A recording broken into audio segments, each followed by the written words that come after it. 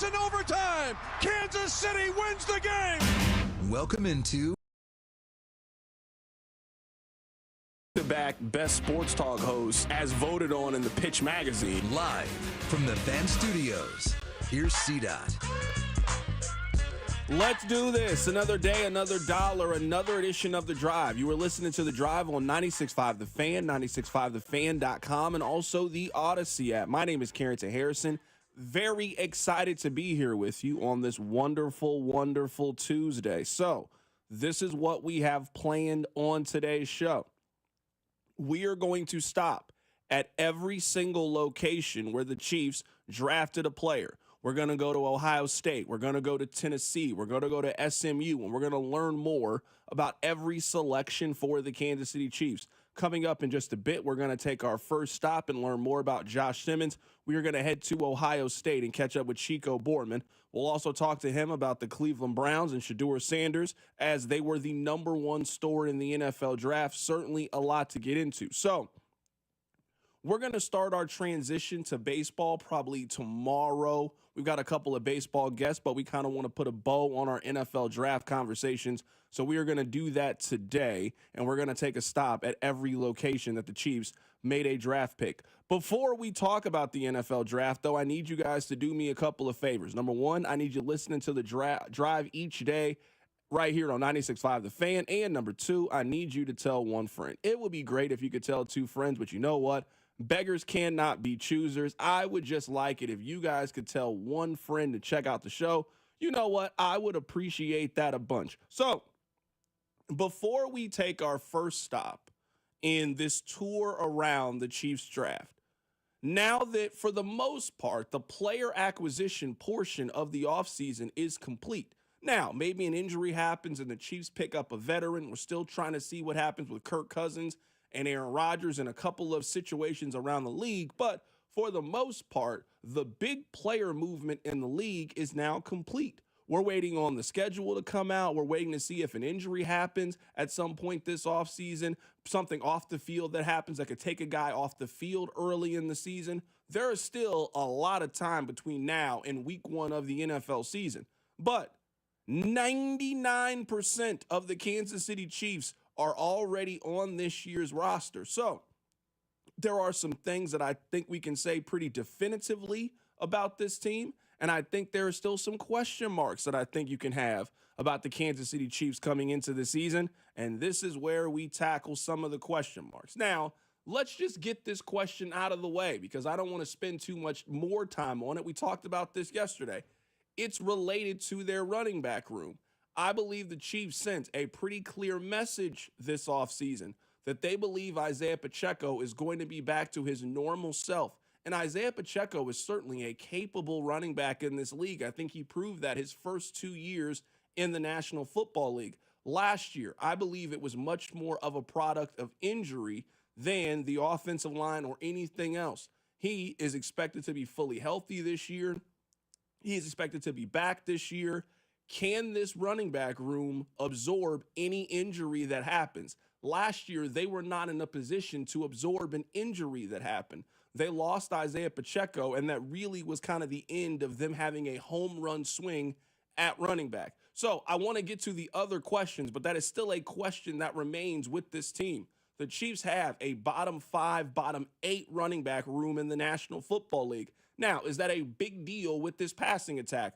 We'll obviously see as the season progresses. But the Chiefs have given you their answer on their level of confidence about this running back room heading into the year. They are very confident in Isaiah Pacheco and him bouncing back. They love Kareem Hunt. They made a draft pick, and they are expecting to get something from Elijah Mitchell this year. We'll see what this running back room looks like. Let's move to a big question that I think they tried to address in this year's draft class. It comes down to pass rush.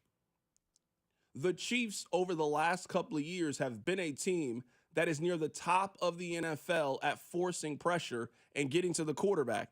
Last year, this team did not have a single defensive player who got to double-digit sacks, and this is also a team that lost the player that was second in sacks in Tershawn Wharton. So George Karlaftis had 8 sacks last year. Tershawn Wharton had 6.5 sacks. Chris Jones had 5 sacks. Mike Dana had 3.5. This was not a team that got tremendous pressure last year. Now, we talk a lot about Charles Omenihu, and certainly the expectation is that he is going to bounce back. This is a really important year for Charles Omenihu. He doesn't have too many more years left, I think, to go command the heavy bag. We're talking about you signing a 3-year deal at 15 per, you getting $25-30 million guaranteed as one of the better pass rushers in the league. That time is kind of dwindling for him. He had a disappointing year. Now, that disappointing year is related to the injury that happened, but Charles Omenihu had 1 sack last year. He was not a tremendous force last year. He was not a guy that got a lot of quarterback hits, a lot of quarterback pressures last year and tackled for losses. Now, when he got there, he opened things up for George Karlaftis, and he was a plus in that way, but he didn't go get his last year. You are expecting, now with the year that he's healthy, him on the opposite side of George Karlaftis. You got Chris Jones. Hopefully you get more than 5 sacks from him this year, and he kind of bounces back to being a double-digit sack guy. A major question for this team is going to be, do they have enough pass rush? This organization spent a first-round draft pick a handful of years ago on Felix Anudike-Uzomah. He has given you very little so far in that department. So you are hoping between going to get Norman Lott, going to get the kid from Louisville, having Felix Anudike-Uzomah as a first-round pick now heading into year 3. Well, we'll see if the Chiefs are even interested in picking up that 5th-year option that they just picked up with George Karlaftis and Trent McDuffie.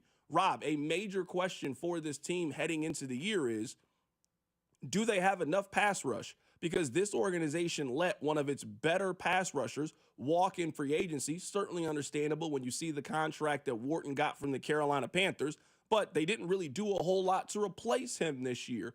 Who's going to be that guy that sets the tone for this team? Who's going to be the guy that gets to the quarterback? And is there another level for George Karlaftis? We talked about him being a Max Crosby, Trey Hendrickson type. He hasn't put together one of those kind of years. This would be a really good year to do that if you're George Karlaftis. If you go out there and you put up a 12 and a half sack season and you're top 10, you make a Pro Bowl, you're 24 years old and you are entering your prime as a pass rush, that's a guy that can go get himself a $100 million contract by putting together a big year. Is this team going to improve in pass rush? Do they have enough in pass rush? That's one of my big questions as we are entering the season. I honestly think pass rush is the absolute biggest question because of the investment the Chiefs have made in the defensive line. Like, yes, are they paying massive contracts to Charles Omenihu and Mike Dana? No. But those were 2 guys we thought might have walk away from the Chiefs and they could have ready-made replacements on the roster. They brought them back. You mentioned George Karlaftis. We're waiting to see that next step. He picked up the 5th-year option, but is he going to be a big-time pass rusher in the league, or is he going to get the Mike Dana contract somewhere? FAU is a former first-rounder. Chris Jones is one of the highest-paid defensive tackles in the NFL, and I know that Ashton Gelati, the 3rd-round pick out of Louisville, it's a 3rd-round pick, but when you spend a top 100 pick at pass rush, you expect to get some pass rush. That is a position group the Chiefs have invested heavily. You look at other position groups or other places in the field the Chiefs invest, they are getting good ROI. They have not got it much, at least last year, at pass rush. That, to me, is the biggest question they have is, they've tried to get pass rush. Can they get back to who they are pass rush-wise? Bink had the stat yesterday.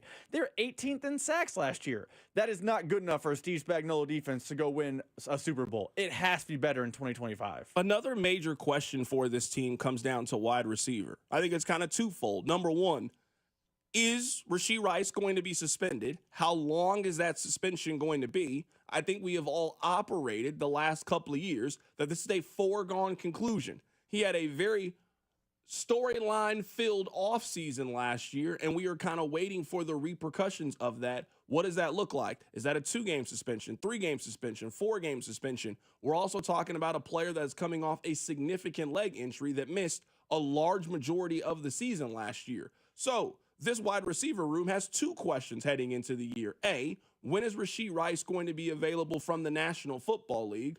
When is Rashee Rice going to be available coming off the injury? And just general attrition. This is a wide receiver room that got completely decimated by injuries last year. You had Hollywood Brown for less than 6 games last year if you were factoring in the postseason. You had Rashee Rice for less than a month this past year.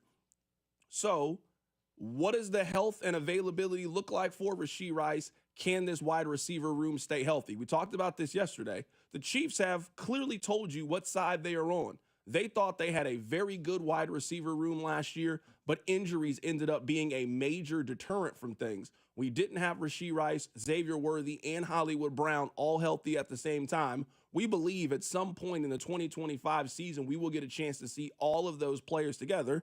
The Chiefs are taking a big gamble on that. And what I think is the biggest question for the Chiefs this year, and there is no real way to have this question answered, I think, until Halloween, maybe Thanksgiving.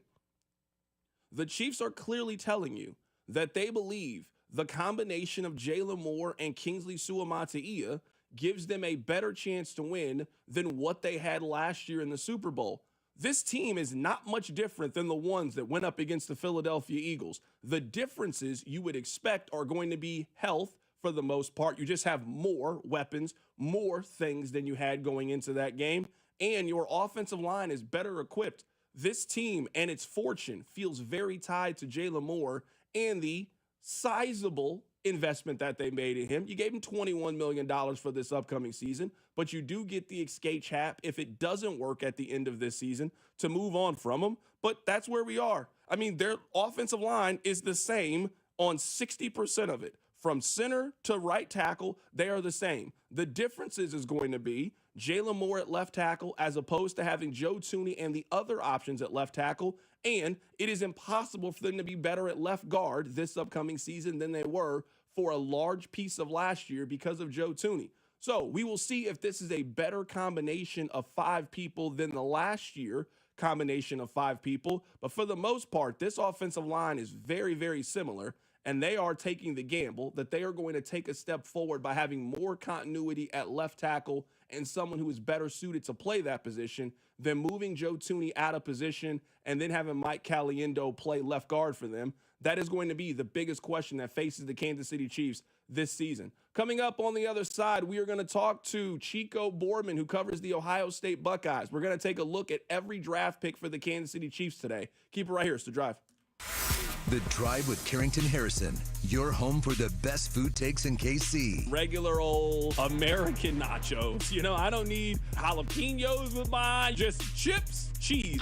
Brought to you by DM Injury Law. Have you or a loved one been in a car wreck? Contact DM Injury Law today and get the money you deserve. Car wreck? Remember, Mike's got this. 96.5 The Fan. Life's better with American Family Insurance. Because whether it's a family road trip in your dream car or hosting a family reunion in your dream home, we help you feel protected so you can enjoy those dreams with peace of mind. Save up to 23% when you bundle home and auto. American Family Insurance. Get a quote and find an agent at amfam.com. Products not available in every state. Visit amfam.com to learn how discounts may apply to you. American Family Mutual Insurance Company, SI, and its operating company, 6000 American Parkway, Madison, Wisconsin. At Busey Bank and CrossFirst Bank, we're partnering to help make your business visions become realizations. Through securing capital for growth, cash flow management, and comprehensive strategies that ensure a prosperous future. Because thriving businesses mean thriving people and thriving communities. Together, we're building extraordinary impact in business, wealth, and community. Busey Bank and CrossFirst Bank.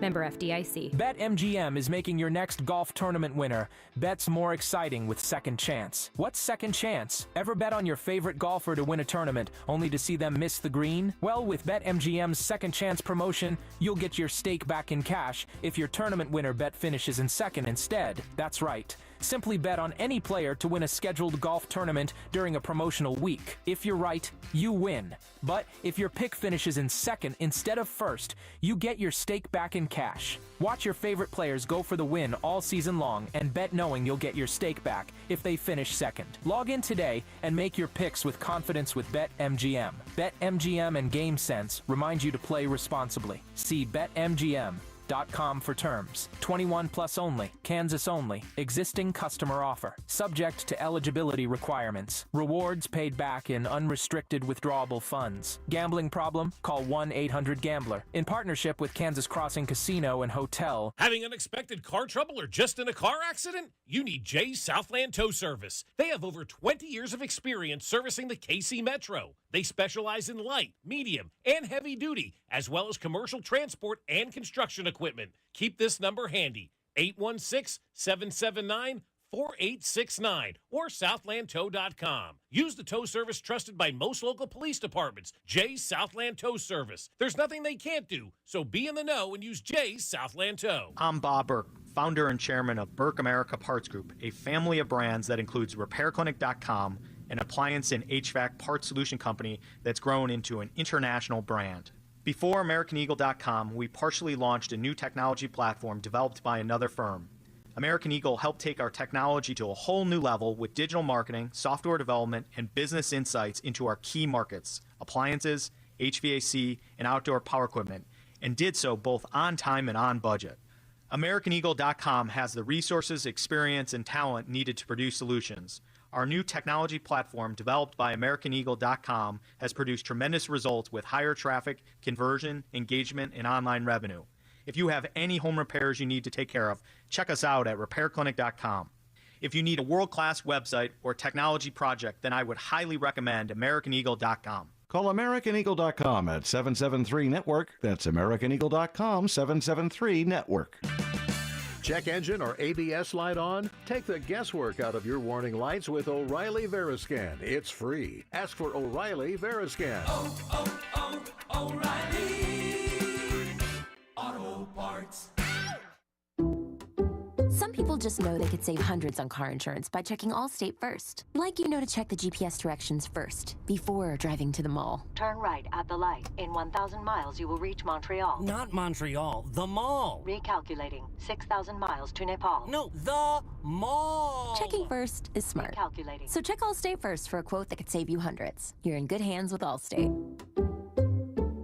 Savings vary. Subject to terms, conditions, and availability. Allstate Fire and Casualty Insurance Company and affiliates, Northbrook, Illinois. Check engine or ABS light on? Take the guesswork out of your warning lights with O'Reilly Veriscan. It's free. Ask for O'Reilly Veriscan. O'Reilly Auto Parts. You know how you always want to know about everyone else's money? On the podcast What We Spend, guests will, for 1 week, tell us everything they spend their money on. My son slammed $6 worth of blueberries in 5 minutes. And everything that makes them feel. I want to own a house. I want to have a child. But this morning, I really wanted a coffee. Because at the end of the day, money is always about more than your balance. Listen to and follow What We Spend, an Odyssey original podcast. Available now wherever you get your podcasts. You're listening to 96.5 The Fan from the Mission Plumbing, Heating, and Cooling Studios. This is your home for Kansas City sports. 96.5 The Fan. Welcome back into the drive on 96.5 The Fan, 96.5thefan.com, and also the Odyssey app. My name is Carrington Harrison. Very happy to be here with you on this wonderful, wonderful Tuesday. Today, we are taking a trip to every place that the Chiefs drafted a player. It is only fitting that we start with their first-round pick, Joshua Simmons, and one of our favorite people to catch up with, Chico Borman. He's with the Big Play Network. He also does post-game for the Ohio State Buckeyes. Chico, happy to have you join us on the show. It's always good when we have you 2 times in a week. Yeah, I hope everybody feels that way, but I know I enjoy it, and hopefully you enjoy it. It's always certainly a lot of fun, but especially after the draft. So let's just start with this. You were a little bit skeptical, I guess maybe the right term to use, that Joshua Simmons would even be there at 32 for Kansas City. I certainly thought there was a chance that he could go higher than 32, but as we saw this draft play itself out, I thought it started to look more and more favorable that he was going to be there for Kansas City. And this was one of the players that you and I circled that made a lot of sense for Kansas City to draft, and they ultimately selected him with the 32nd overall pick.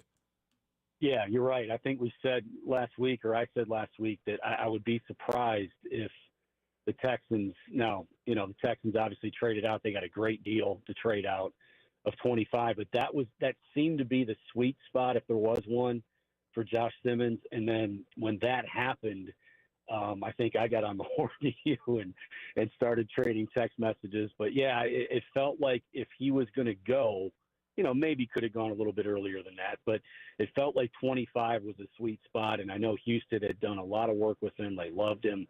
But then when that opened up, it seemed like, you know, wow, this could be, and then obviously Philadelphia moves up. Beach says offense, defense.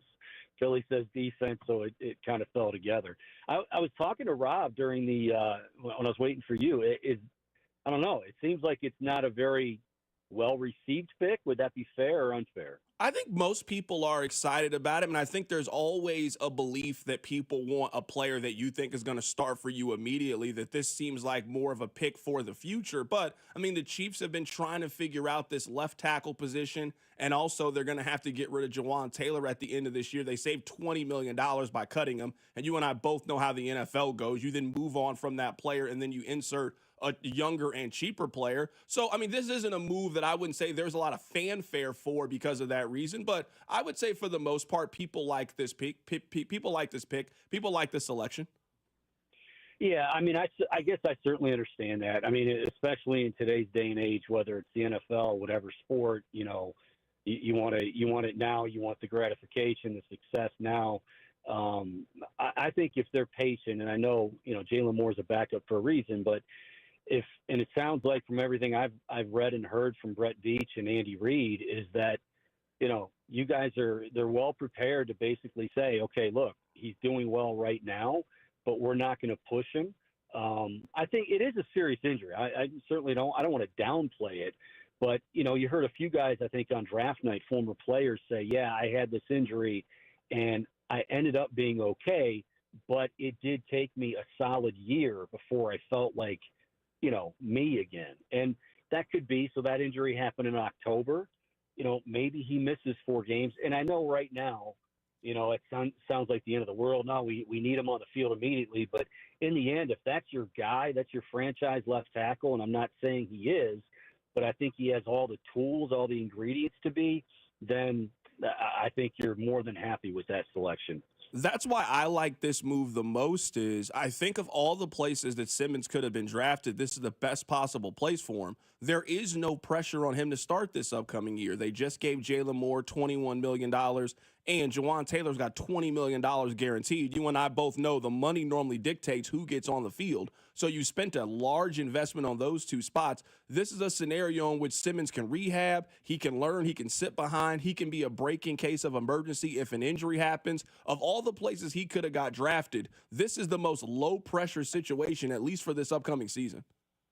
So, C-Dot, basically what this tells me is that Kansas City and a few other clubs are in positions where they have reached it. Not to say, you know, fans still don't want – they want everything right now, but they've reached a point where, you know, hey, they can take a bit of a chance. They've built, you know, a great team, a great culture, all of that. And, yeah, I mean, Jalen Moore is not, you know, a star by any means, but there's a reason you have him. And I think it's well thought out. Put it that way. I think it's well thought out by Veach, by Andy Reid, and I think by October, November, and beyond, I think Chiefs fans are going to be saying, wow, that was one heck of a selection. Another reason why I really like this move, and you can certainly speak to this, is Ryan Day said that he believes if Simmons had gone back to school that he would have been a top 5 pick in next year's draft. That's just not a player that is readily available to Kansas City with where they usually select. And the fact that you got that player, you can sit him, and then in 2026 you can potentially start him.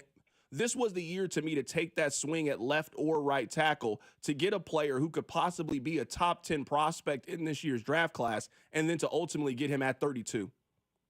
Excellent point. Excellent point. And I think, you know, when you look at his skill set, you know, he's extremely athletic for his size. He moves very well. If there was an area like he wasn't exactly a road grader when he came over from San Diego State as far as the run game. But Ryan Day made a point to say, of course, before the injury and he went down, that he was getting better and better in, you know, run blocking as well. Obviously, you know, his main priority at left tackle when he gets healthy, if and when he gets healthy, he's going to be, you know, keeping 15 upright. But I think he's a great kid. He was nothing but great praise for him from folks in Columbus. And yeah, I think he's just only the best is yet to come. And like I said, if there was a weakness, it was his run blocking, but even that got better before the injury. Right now, we're talking to Chico Borman with the Big Play Network. He covers the Browns and also Ohio State. Learning a little bit more about Josh Simmons, also trying to learn a little bit more about the Browns as they have had a very eventful last couple of days with them Watching Simmons as a prospect, do you think he's more of a left tackle or a right tackle?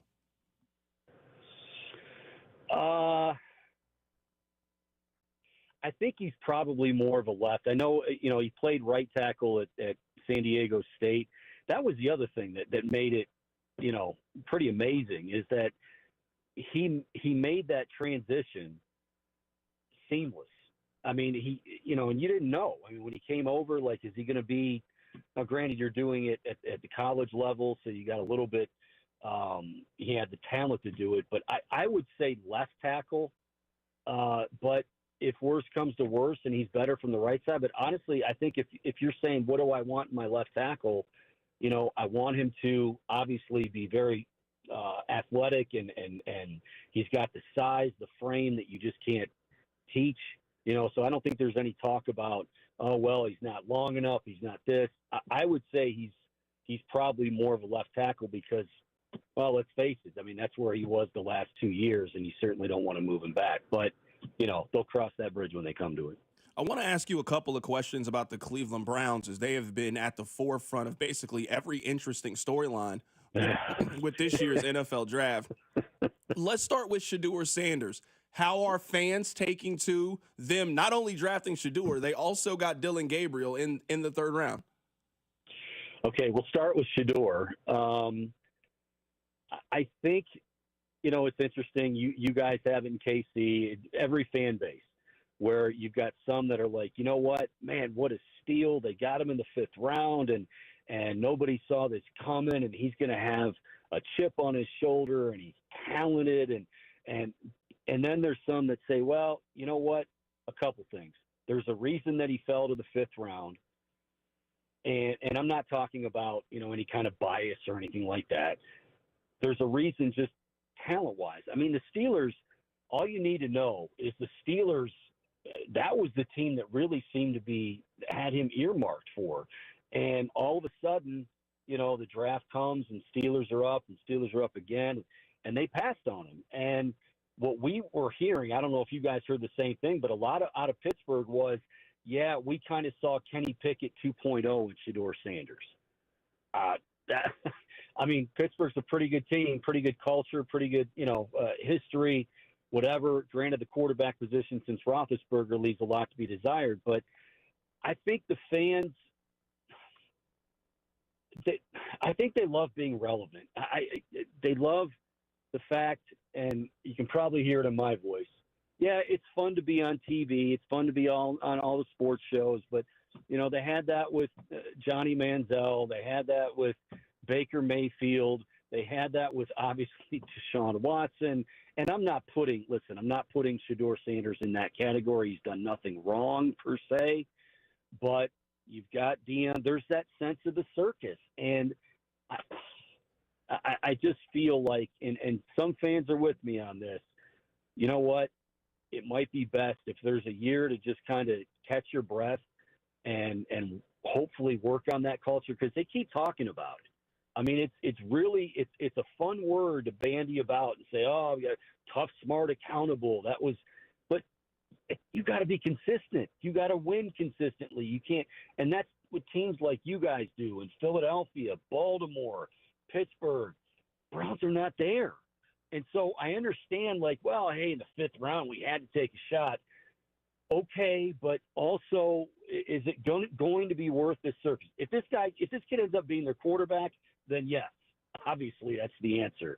But it feels like here we go again. There's going to be all of this locker room stuff. You've got two quarterbacks. You mentioned Gabriel. Not in a million years did I see him coming in the third. Nobody did.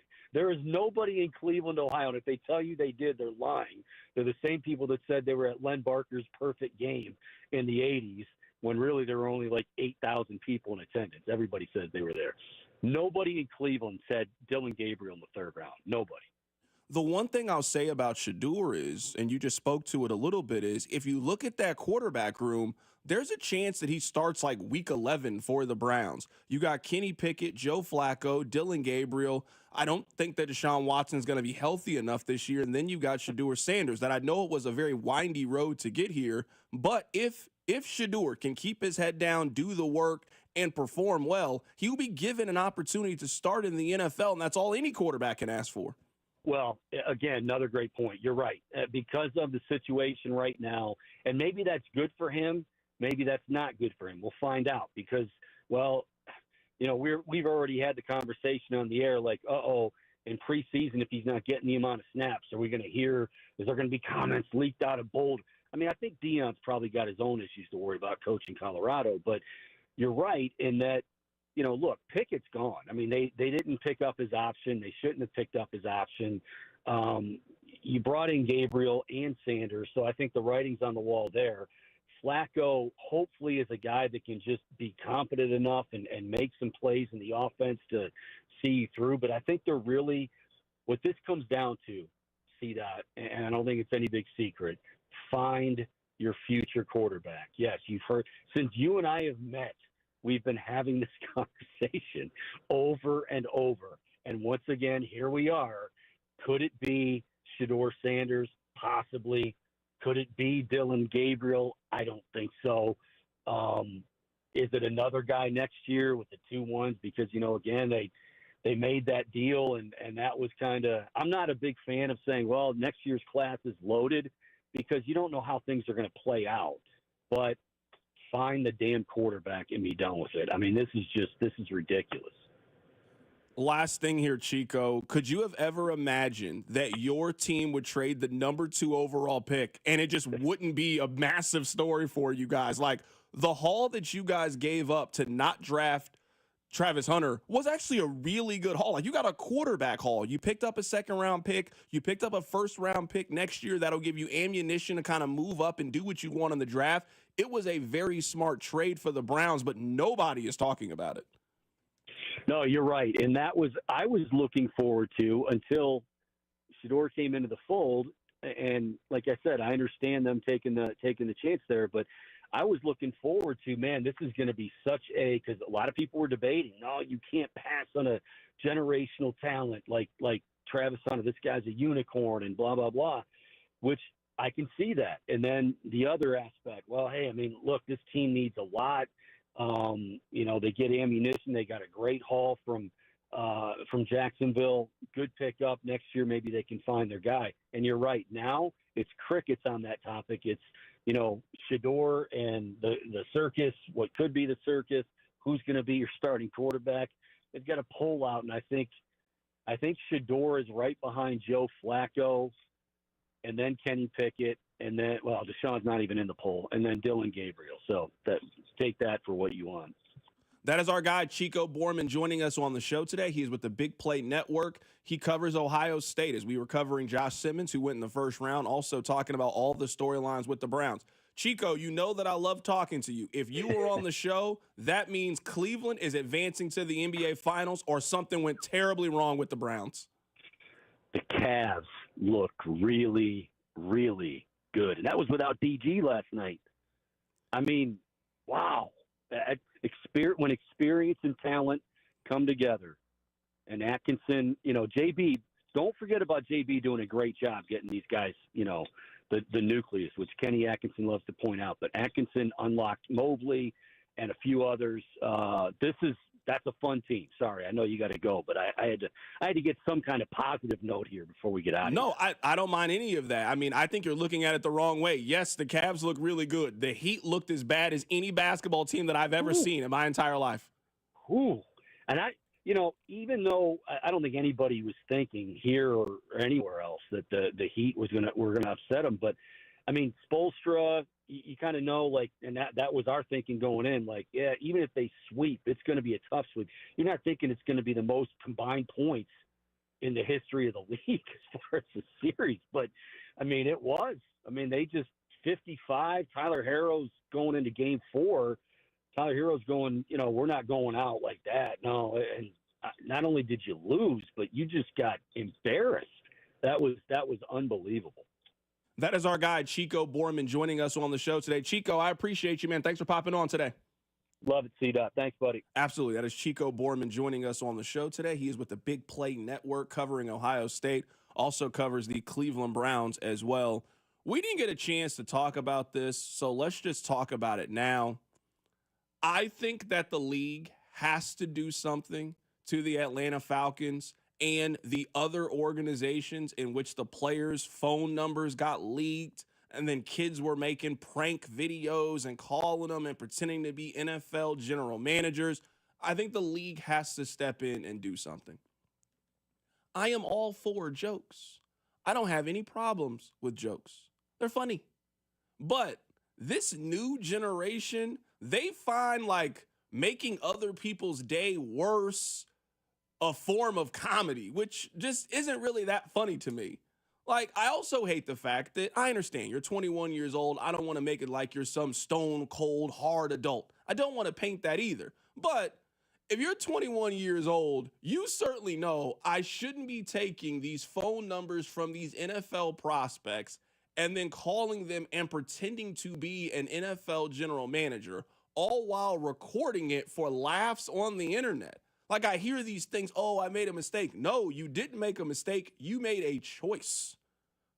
You made a choice to do this. So sure, it's not a crime. You shouldn't go to jail for any of that. But the team should certainly be fined. This information should not get out to the public. Your son, your cousin, whoever this person is to you, should not have access to these phone numbers to then harass NFL prospects. That's wrong. I understand that Shedeur isn't the most popular person in the world. He is a polarizing person in the world. I don't think Shedeur has done anything to deserve prank phone calls about him being drafted. That's the same thing for Isaiah Bond. I think there's another prospect that also went through this as well. That's silly. That's silly. I'm not here to be the old guy that just browbeats these young guys. And hey, you want to do cool things on TikTok? I'm all for it. This new generation, they find like bothering people at Walmart or people that are working at Build-A-Bear. They find that as a form of comedy and humor that's just not really that funny to me. If your comedy has to go out of its way to inconvenience somebody else's day or to make somebody's day significantly worse, I just would say you're not really that funny, and you should just probably find new forms of humor. So that's where I stand on this. I know that some of you think, oh, he's a snowflake, it's a joke, you should be able to take it. I think we've taken the joke and stuff a little too far, if that's the kind of road we are going down, where now you're illegally getting people's number to call them and tell them they got drafted. I think we're doing way too much when it comes to this stuff. All right, we'll continue to bounce around. We're going to take a stop at every single draft pick for the Kansas City Chiefs. We've already done the first round. We'll do the second round. We'll do the third round. Really excited to do this experiment with you guys as we are going through their draft and kind of putting a bow on everything. Coming up on the other side, there were some very interesting numbers about early entrance into the NBA. And you know what? Some of you that are against paying players, it's actually working. We'll talk about it. Keep it right here. So drive. The Drive with Carrington Harrison on your home for Kansas City sports. 96.5, The Fan. Brought to you by DM Injury Law. Have you or a loved one been in a car wreck? Contact DM Injury Law today and get the money you deserve. Car wreck? Remember, Mike's got this. When dealing with erectile dysfunction, you want the right treatment for your specific needs. And every case is different, and finding the right solution can make the difference between okay and amazing. That's why Heartland Men's Health is Kansas City's leader in treating men's sexual health issues. ED can cause anxiety, stress, and a strain in your relationship, yet many men suffer silently without seeking treatment. Intimacy is one of life's greatest experiences, but ED can completely destroy it. Heartland Men's Health offers treatment when herbs and pills don't work. With success rates of over 90%, some treatments can help you last an hour or more. So why settle for good enough? Your first visit is just $99, which includes a medical consult, a T and PSA test, and if medically advised, a test dose. And if that test dose doesn't work, then your visit is on the house. Heartland Men's Health has 3 locations to serve you in the metro: Overland Park, Independence, and North Kansas City. Pick up the phone today and change your life. Call this number, 844-447-6600, or visit heartlandmenshealth.com today. FanDuel is the first sportsbook app where you can bet the Kentucky Derby. And right now, all customers can get a no-sweat Derby bet. That means you'll get racing bonus back if your bet doesn't win. The app is super easy to use, and you don't have to be a horse racing expert to get in on the Derby Day action. So bet America's #1 race on America's #1 sportsbook app. All you need to do is visit FanDuel.com/KFNZ for your chance to get a no-sweat bet for the greatest 2 minutes in sports, the Kentucky Derby. That's FanDuel.com/KFNZ. FanDuel, an official sports betting partner of 96.5 The Fan. 21 and present in Kansas. Opt-in required. Verified FD racing account required. Refund issued a non-withdrawable racing site credit that expired 9 days after receipt. Max refund $10 unless otherwise specified. Restrictions apply. See terms at racing.fanduel.com. FanDuel is offering online sports wagering in Kansas under agreement. Kansas Star Casino, LLC. Gambling problem. Get out with your best bet. Call 1-800-522-4700. Visit kansasgamblinghelp.com. This is the story of the one who, as a maintenance specialist for a historic high-rise, knows that vintage charm historically needs constant attention. Which is why when it's time to upgrade turn-of-the-century mechanicals, they turn to Grainger. With easy access to 1 million-plus products and the scale to deliver when and where you need them. The right tools and supplies are never far away. So the one can keep that vintage building running like new. Call, click Grainger.com, or just stop by. Grainger, for the ones who get it done. Guys, let's talk about your prostate. If an enlarged prostate has you rushing to the nearest restroom, frustrated and uncomfortable because you need to go but can't, or it's keeping you up at night, it's time to fix it. Clarity Care offers prostate artery embolization. PAE is a simple office treatment that can shrink your prostate and relieve your symptoms so you can get back to enjoying life. No surgery, just relief. Call Clarity Care today or visit kcprostate.com. It seems like just yesterday when I captured my son's first steps or when we recorded his soccer games on VHS tapes. Those moments are gone. But the old home movies and pictures don't need to be. That's why my son created Legacy Box. That's right, Mom. Over 1 million families have used Legacy Box to digitally preserve their old home movies and photos. Simply fill Legacy Box with your old camcorder tapes, film, and photos. They will professionally digitize and send them back on DVDs, thumb drive, or the cloud. With Mother's Day around the corner, it's the perfect time to get your Legacy Box and save your family's history. After all, few things are as important as protecting your precious memories. Give your mom a Mother's Day present she'll never forget. Legacy Box is offering a 60% discount. Order yours today and take advantage of our best Mother's Day sale ever. Visit legacybox.com/value and for a limited time, get an incredible 60% off your order. That's legacybox.com/value for 60% off. legacybox.com/value. Success is picking up extra shifts for your family. Now you want to be the boss. Success is getting your foot in the door. Now you want to take the next step. Success looks different to everyone, and University of Maryland Global Campus can help you reach your goals. And there's never been a better time to get started on your future. Apply now and save with no application fee. Classes start May 14th. As an accredited state university, UMGC has been transforming lives for over 75 years.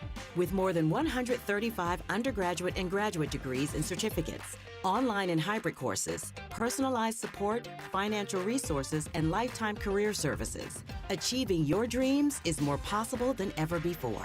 Choose the program that's right for your career goals and get started on your next success. Get your application fee waived now.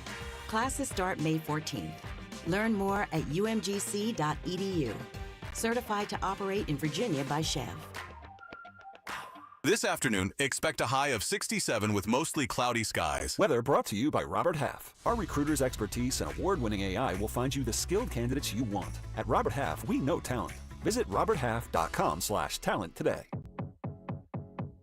You're listening to The Drive with Carrington Harrison on 96.5 The Fan and the Odyssey app. Coming up in a little bit, we'll talk about how NIL is helping college basketball, but we are going to continue to take a trip to every location that the Chiefs have made a selection in this year's NFL draft. Let's head to Tennessee to be joined by Zach Reagan, who covers the Tennessee Volunteers with A to Z Sports, to talk about their second-round draft pick, Omar Norman Lott. They selected him in the second round. Zach, how you doing today, my man?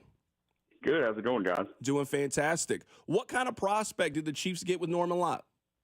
Yeah, I think he's a pretty versatile guy. I was expecting him to go round 2, round 3. It's kind of surprised to see the Chiefs jump up there and get him, just because there's some questions about his knee and some things there that came up during the draft process. But I always liked him at Tennessee quite a bit, just his versatility. He could play inside. He could rush the passer. wasn't really asked to stop the run a lot just because Tennessee had such a deep defensive line rotation. But I think he's got the potential to create some mismatch there on the inside for Kansas City. Do you think he's a guy that can extrapolate out a little bit? Because I'm looking at last year. There wasn't a whole lot of production from him last year, but obviously Kansas City's asking him to come in and be maybe a third down guy or a rotational piece. Do you think he can be an every down starter in the National Football League?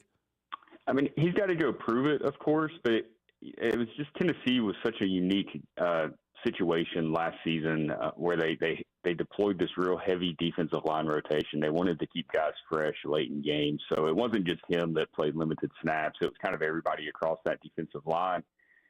And then he didn't start a lot, which is something I think is kind of a bit overrated, that how many games does a defensive lineman start stat, because you had some guys that had been at Tennessee for 4 or 5 years. Omari Thomas, who came out this year and was signed as an undrafted free agent. Some guys that are still there that had been there since like 2020, 2021, which is kind of rare these days with the NIL era. But I think those guys kind of got the start, the ceremonial start over Norman Lott at times. But it was just really a product of a philosophy decision by Tennessee there. Zach, if there's one thing that you feel very confident with him that's going to translate to the next level, what do you think that's going to be? I think it's just his aggressiveness. He's a guy that there were times where he would push the line a little bit there at Tennessee. If you watched him in SEC games, some post-snap activity at times, if guys were mixing it up, he was going to be right there in the middle of it. He wasn't really starting it always, but he wasn't going to let guys just push around his teammates. I mentioned last time I was on with you guys that Trey Smith mentality.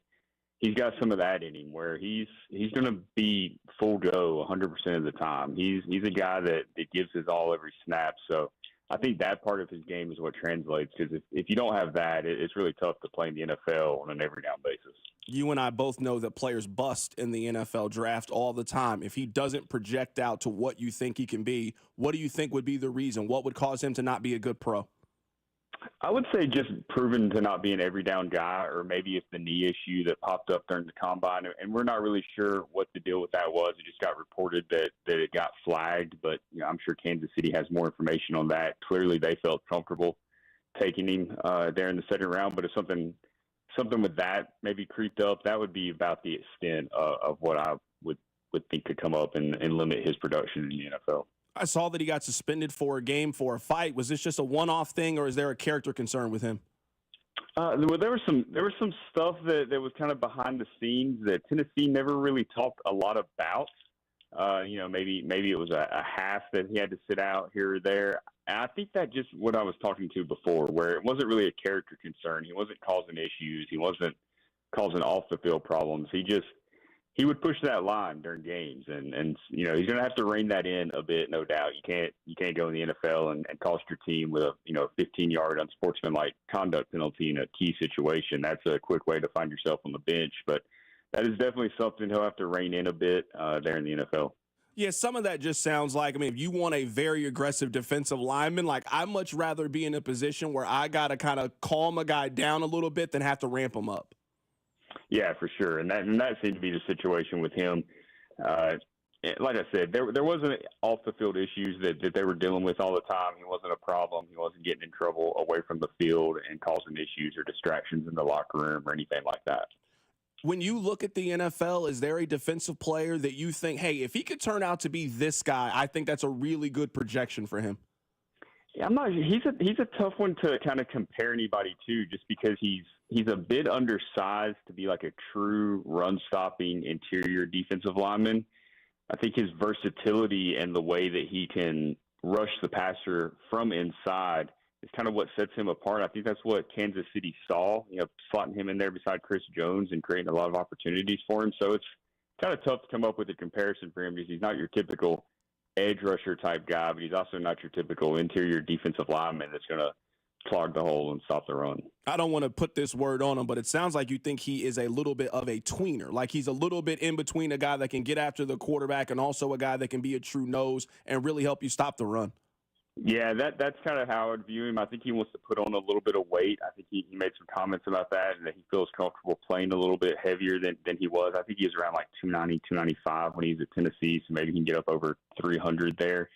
But I think that's definitely something he's got to prove, is that he can operate in the same manner in the NFL that he did in the SEC, being that kind of tweener size. That is Zach Reagan joining us on the show today. He covers the Tennessee Volunteers from A to Z Sports.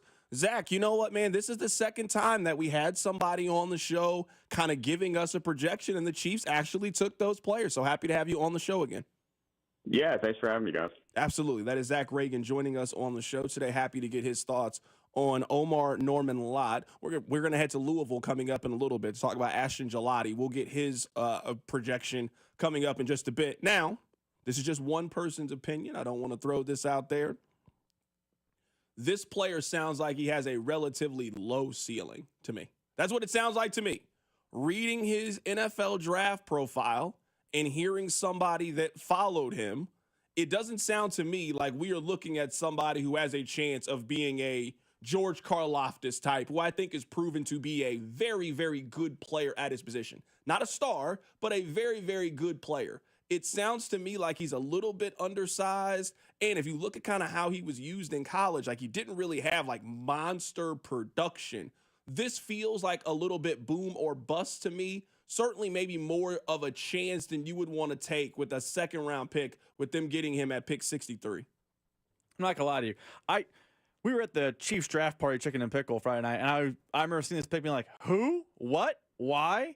So I was skeptical from the jump. Nothing Zach Reagan said there made me feel like, oh, I was wrong to be skeptical. He had a knee flagged. He was, a guy who didn't start, had low production, and is kind of a tweener with, he got suspended a couple times for a half and missed a game, but wasn't off the field stuff. It was just too aggressive. Like, I would have no problem with that guy in round 4, but you're telling me you spent the 63rd overall pick or 64th overall pick on a guy who has all the makings of questions you don't want in a second-round pick? That has me a little bit alarmed. Like, the way the draft works, someone in this class is going to be boom, someone in this class is going to be bust, and a lot of players are going to be just fine. A lot of the sentences you just heard from Zach Reagan make me feel like this could be the bust player, especially considering he's carrying a second-round tag. Yeah, I'm looking at this little overview for, and again, these are just draft prognostications. I'm not taking them like they're the absolute gospel, but listen to this sentence, or I guess two sentences. He plays with great hands and feet that work well to help him around the edges, but he won't offer much as a power rusher. His lack of size could also hurt him, but he has the potential to become a rotational defender and a sub-package rusher. Finding your Mike Dana type is not really what I want to do at pick 63. Like, we kind of use Mike Dana as an example. He was a 6th-round pick. Yes, using that swing on a player that kind of maybe doesn't test, you're trying to find a position, and he turns out to be a plus player for you, is one thing. We're talking about them taking that kind of player potentially at the 63rd pick. This is not me trying to be Debbie Downer. This is just a realization of how the NFL draft is. The draft tells you they are likely not hitting on both him and Gelati. Now, if you do, great. That's a big swing. If you were telling me that you think that they found their starting left tackle of the future, and they also found 2 starting caliber defensive linemen back-to-back, hey, we will look at this as an A- draft, given what they were looking for in it. You're right. There's going to be some boom in this. There's going to be some bust in this. These next 2 picks, to me, I think are where you run into the possibility. I'm looking at Jalen Royals as a guy, just makes a lot of sense. The more and more I read about Jeffrey Bassa, it just feels like a linebacker that works for Kansas City. Certainly with where they selected him. If he turns out to be Drew Tranquil, that's a really good rotational piece, and you'll certainly live with that with the 133rd, 165th overall pick. I am looking at these 2 picks. You took a chance on 2 players who can help you in the trenches, and now let's see what those players can potentially turn into. But just the law of averages in the draft, one of these 2 guys are probably going to miss in the draft, and you're hoping that you took 2 swings. You're hoping that you hit a double or potentially a triple with one of these 2 selections that you got on the defensive line. So we talked about the second-round pick at 63. Let's go over to 66 on the other side. Keep it right here, so drive. Hey, it's Cole Reagans from the Kansas City Royals. You're listening to The Drive with CDOT on 96.5 The Fan. Brought to you by DM Injury Law. Have you or a loved one been in a car wreck? Contact DM Injury Law today and get the money you deserve. Car wreck? Remember, Mike's got this. BetMGM is making your next golf tournament winner bets more exciting with Second Chance. What's Second Chance? Ever bet on your favorite golfer to win a tournament only to see them miss the green? Well, with BetMGM's Second Chance promotion, you'll get your stake back in cash if your tournament winner bet finishes in second instead. That's right. Simply bet on any player to win a scheduled golf tournament during a promotional week. If you're right, you win. But if your pick finishes in second instead of first, you get your stake back in cash. Watch your favorite players go for the win all season long and bet knowing you'll get your stake back if they finish second. Log in today and make your picks with confidence with BetMGM. BetMGM and GameSense remind you to play responsibly. See BetMGM.com for terms. 21 plus only. Kansas only. Existing customer offer. Subject to eligibility requirements. Rewards paid back in unrestricted withdrawable funds. Gambling problem? Call 1-800-GAMBLER. In partnership with Kansas Crossing Casino and Hotel. And Doug. Here we have the Limu Emu in its natural habitat, helping people customize their car insurance and save hundreds with Liberty Mutual. Fascinating. It's accompanied by his natural ally, Doug. Limu? Is that guy with the binoculars watching us? Cut the camera. They see us. Only pay for what you need at libertymutual.com. Liberty, liberty, liberty, liberty. Savings vary. Underwritten by Liberty Mutual Insurance Company and affiliates. Excludes Massachusetts.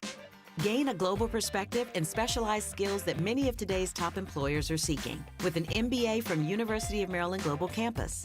Study online and complete your degree in just 16 months for about $21K. Choose from MBA specializations in global business, marketing, HR, finance, and more. Classes start May 14th. Apply now and save with no application fee. Learn more at umgc.edu. Certified to operate in Virginia by Chef. Testing, testing. We're live from Chick-fil-A. This is Grant. And this is Laura. And a little thing we love about the Chick-fil-A Smokehouse Barbecue Bacon Sandwich is that sweet bun. And that chicken filet was perfectly crispy and soft at the same time. And that Smokehouse Barbecue sauce, it's a lot of fun. And the brown sugar bacon definitely had a little bit more pizzazz. Also, the Mac, one of the all-time greats. Man, I'm getting hungry. Order the Smokehouse Barbecue Bacon Sandwich and a Coca-Cola on the Chick-fil-A app for a limited time. Real guests paid for their testimonials. The Peace Lily is so last year. Hey, has anyone worked with fiddlenecks? Shelby's popular flower shop is in full bloom. We just got a request for an arrangement that evokes air. Who's up for that challenge? No? She needs to hire a floral designer to nip foliage faux pas in the bud. I need Indeed. Indeed you do. Our advanced matching helps find talented candidates so you can connect with them fast. Redeem your $75 credit at Indeed.com/credit. Terms and conditions apply. This is a story of the one. As a maintenance specialist for university housing, he knows college students can major in wear and tear. Plus, housing so many students doesn't leave a lot of room to house all the supplies he needs. That's where Grainger comes in. With over 1 million industrial-grade products and fast, dependable delivery, Grainger carries the quality products he needs so he doesn't have to. From a new door hinge to a whole new faucet. Call, click Grainger.com, or just stop by. Grainger, for the ones who get it done. Get one free set of brake pads when you buy 2 brake rotors. Visit O'Reilly Auto Parts. Offer in-store only. Restrictions apply. See store for details. O'Reilly Auto Parts. Get one free set of brake pads when you buy 2 brake rotors. Visit O'Reilly Auto Parts. Offer in-store only. Restrictions apply. See store for details. O'Reilly Auto Parts. Some people just know they could save hundreds on car insurance by checking Allstate first. Like you know to check the GPS directions first, before driving to the mall. Turn right at the light. In 1,000 miles, you will reach Montreal. Not Montreal, the mall. Recalculating. 6,000 miles to Nepal. No, the mall. Checking first is smart. Recalculating. So check Allstate first for a quote that could save you hundreds. You're in good hands with Allstate. Savings vary. Subject to terms, conditions, and availability. Allstate Fire and Casualty Insurance Company and affiliates, Northbrook, Illinois. Get one free set of brake pads when you buy 2 brake rotors. Visit O'Reilly Auto Parts. Offer in-store only. Restrictions apply. See store for details.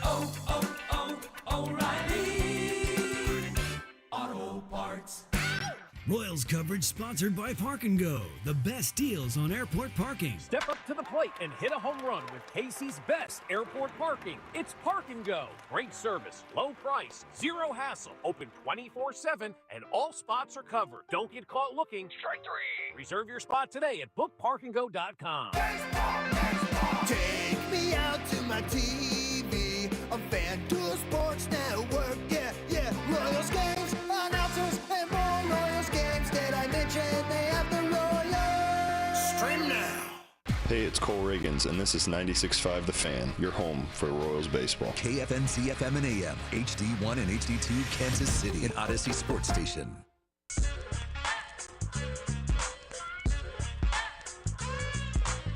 Welcome back into the drive on 96.5 The Fan, 96.5thefan.com, and also the Odyssey app. We appreciate you guys making us a part of your day. So we are taking trips around the National Football League and taking various stops at these places in which the Chiefs drafted players. We have already been to Ohio State. We have been to Tennessee. Let's head to Louisville right now to be joined by Mark Blankenbaker with 93.9 The Ville, talking about Ashton Gelati, a defensive lineman who was drafted by the Kansas City Chiefs with the 66th overall pick. Mark, happy to have you join us today. Hey, man. Thanks for having me. I think you guys got a great player in Ashton. Absolutely. So let's talk a little bit more about this. You mentioned that he is a great player. What do you like about him?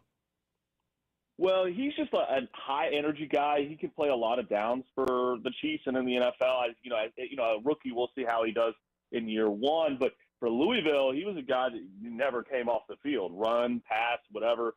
And unfortunately, I think last year, he was the focus of, basically every single offense. So he got double-teamed a ton. He really needed, somebody on the other side of him. And I could tell you, how many times he got flags, how many times he drew a hold or whatever, and how many times they ran away from him. And he really should have had a better senior year, but he just was the focus of every single offense every single time he went out on the field. Do you think he's better against the run or the pass? I think he's a better pass rusher for sure. And, it's kind of funny because, here's a guy that when he came into Louisville as a freshman, he was way off everybody's radar. You're talking about a guy that wasn't even in the top 1,000, in high school, let alone not the top 300. And the coaches, as soon as he gets on campus, are like, let's get 20 pounds on this guy, and he's going to be basically unstoppable. And he really was. And you saw it a lot coming out as in his sophomore and junior seasons. And he could really, really get to the quarterback.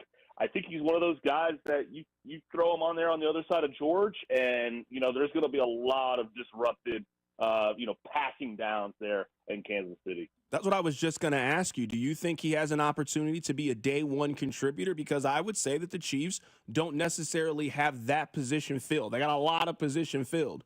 But that pass rusher opposite of George Karlaftis, Charles Omenihu could be thrown into that mix. They drafted a first-round player a couple years ago, but he hasn't consistently gotten on the field. If Ashton Gelati, if he is the best out of these three, he certainly has an opportunity to go earn that spot.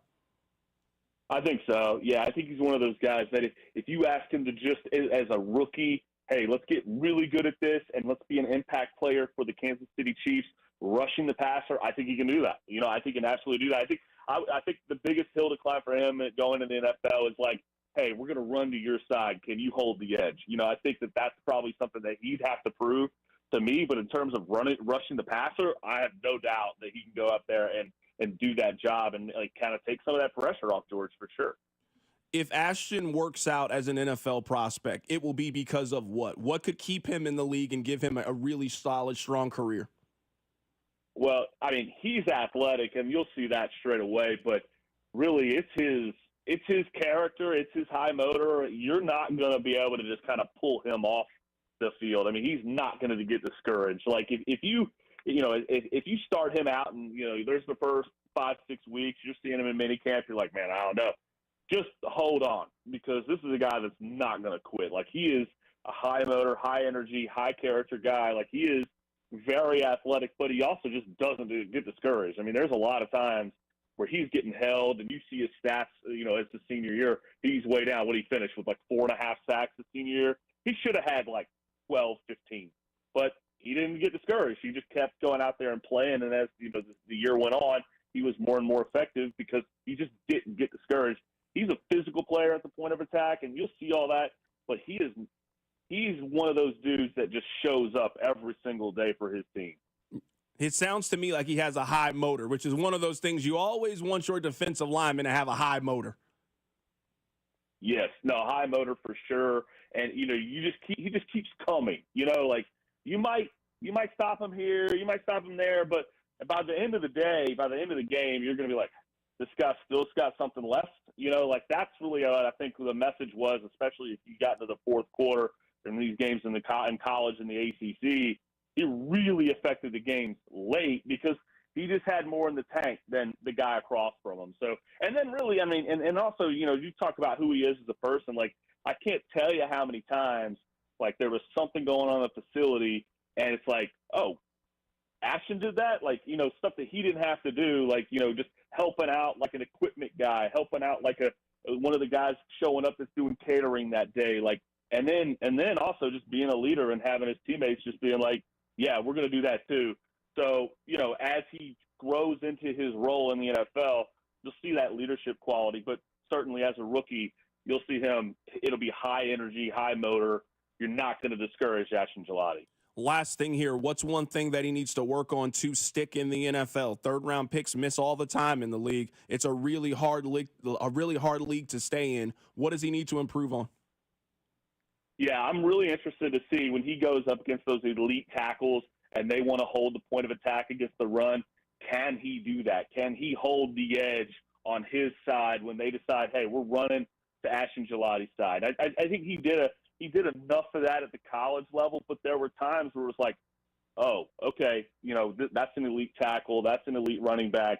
He needs to make sure he holds the point of attack where, that necessarily wasn't an elite part of his game. I'd like to see him really kind of show up. He's strong in the lower body, so he can do that, I think enough. But that's probably one of those areas where I think the Chiefs are going to say, we're not necessarily going to put you in that situation early. We're going to make you prove that as you go along as a Chief there in Kansas City.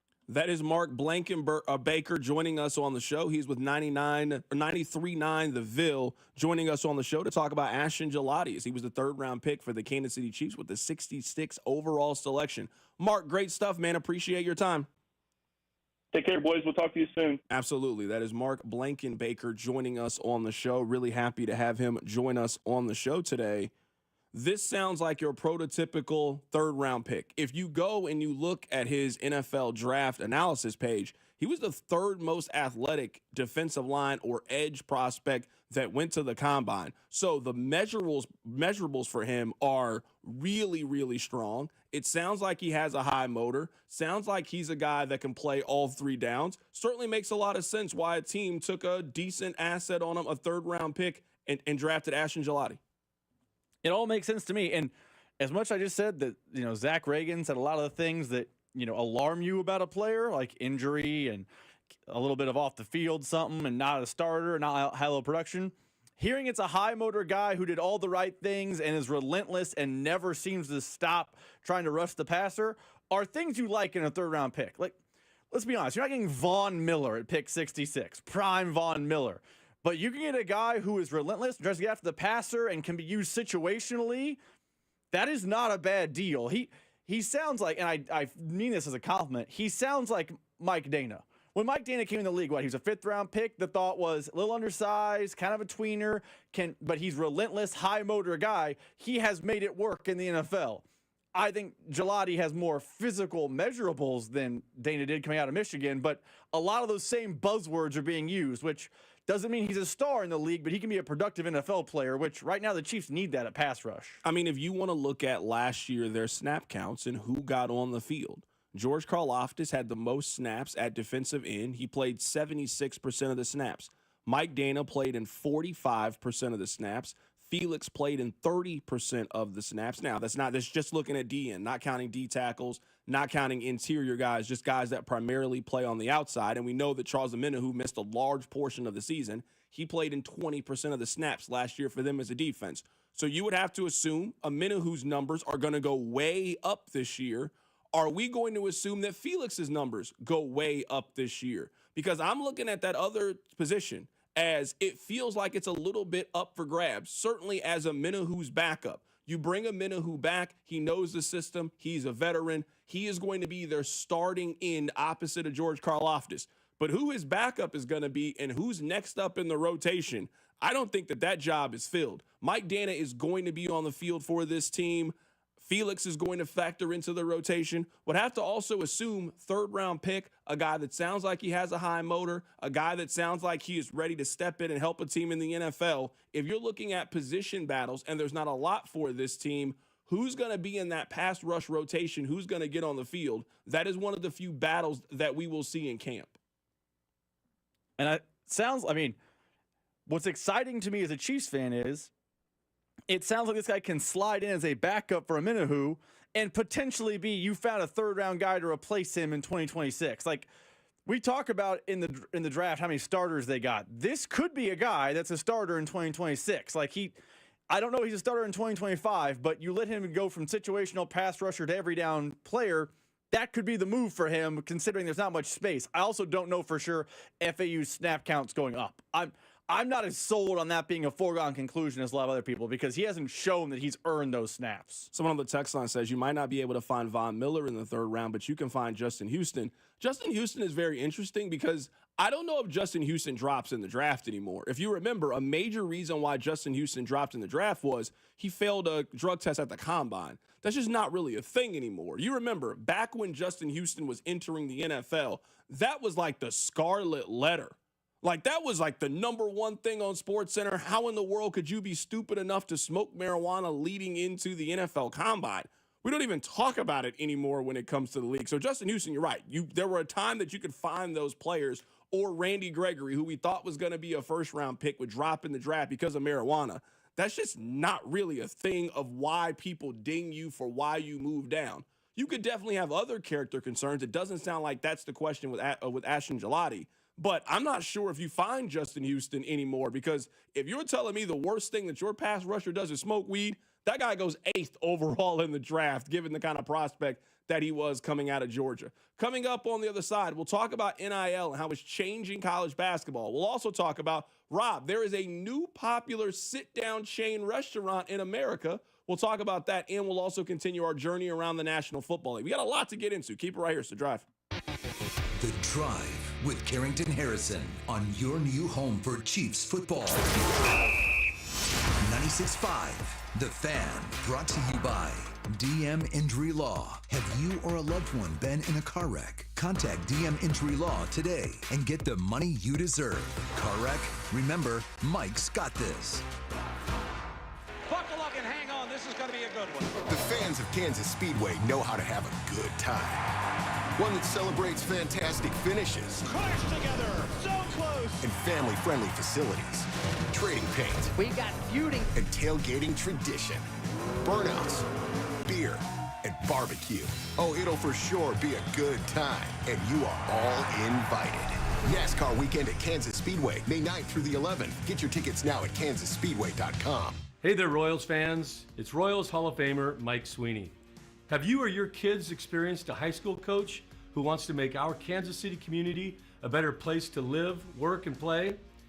The Royals and the See You in the Major Leagues Foundation, together with Blue Cross and Blue Shield of Kansas City, are shining a spotlight on 6 impactful coaches in the KC metro area.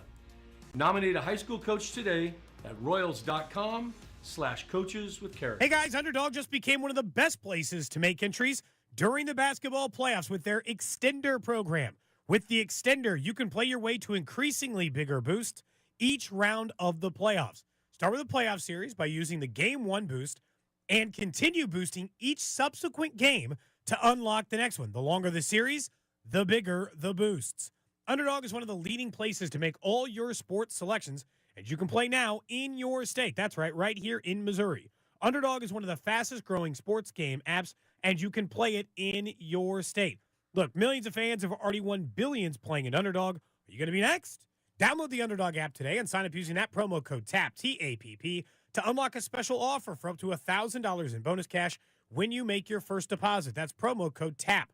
Must be 18 plus and present in a state where Underdog Fantasy operates. Terms apply. See assets.underdogfantasy.com/web/extend.html for details. Concerned with your play? Call 1-800-GAMBLER. Visit www.ncpgambling.org. Twin Peaks is the best in the game. Here, your favorite drafts are poured at a frosty 29 degrees, and rare barrel-aged whiskeys are served just the way you want them. It's bigger game days and bolder fight nights. I mean, where else can you find a scratch kitchen that always comes in clutch every day from lunch to late night? Only at Twin Peaks, the #1 sports bar. Twin Peaks Scratch Kitchen scores every time. Dig into hand-smashed burgers, chef-inspired flatbreads, and more at your local lodge. You ever try fixing your car and realize you're missing that one part? Yeah, been there. That's why eBay's my go-to. They've got millions of parts, guaranteed to fit. I'm talking brake pads for when yours have seen one too many miles of stop and go. Oil filters, because you don't mess around with your engine care. Even got this cold air intake on my watch list. I might just go for it. To keep the ride cool and your DIY streak hot. Find all the parts you need at prices you'll love. Guaranteed to fit every time. eBay. Things. People. Love. Eligible items only. Exclusions apply. I'm Brian Tedesco, CEO of Blaupunk Americas, the pioneers of the car stereo. Today, we're not just about sound systems. We are revolutionizing the e-bike scene with Blue Dot Bike. Thanks to AmericanEagle.com, our online presence now features a dynamic e-commerce website that showcases the quality and affordability of our foldable e-bikes. And our collegiate e-bikes, just perfect for the college fanatic. These e-bikes offer a new way to experience freedom on two wheels, no matter your age. When we needed a top-notch website to match our cutting-edge e-bikes, we turned to AmericanEagle.com. They made the impossible seem easy, tackling digital challenges like pros. Check out the Blue Dot Bike website to see AmericanEagle.com's amazing work in action. Need the best in website and digital marketing solutions? AmericanEagle.com is your go-to. They've been a game changer for us, and they can be for you too. Visit AmericanEagle.com or call 877-WEB-NOW-1. That's 877-WEB-NOW-1. David is a real Prevagen user, and this is his story. Nice to meet you. My name is David. I've been a pharmacist for 44 years, and I'm from Flowery Branch, Georgia. When I first started taking Prevagen, I noticed stuff just seemed to come together and fit like a jigsaw puzzle. When I have customers come in, I recommend Prevagen. Number one, because it's safe and effective, does not require a prescription, and I've been taking it quite a while myself, and I know it works. I wouldn't recommend something like Prevagen if I didn't think it was worth it because it works so good for me. And I love it when the customers come back in and tell me, David, that really works so good. Makes my day. Prevagen, at stores everywhere without a prescription. This product is not intended to diagnose, treat, cure, or prevent any disease. Testimonialist was compensated for their time. Here's traffic, brought to you by DM Injury Law. Have you or a loved one been in a car wreck? Contact DM Injury Law today and get the money you deserve. Car wreck? Remember, Mike's got this. Northbound 435 is a 7-minute drive from Metropolitan to K5. Eastbound 435, 6 minutes from Quivira to the state line. Foundation problems are as unique as your home or business. I'm Lori Pearson, 96.5 The Fan Traffic. You're listening to 96.5 The Fan from the Mission Plumbing, Heating, and Cooling Studios. Follow the station on Instagram at TheFan965 for giveaways and behind-the-scenes content. All right, this is what we're going to do.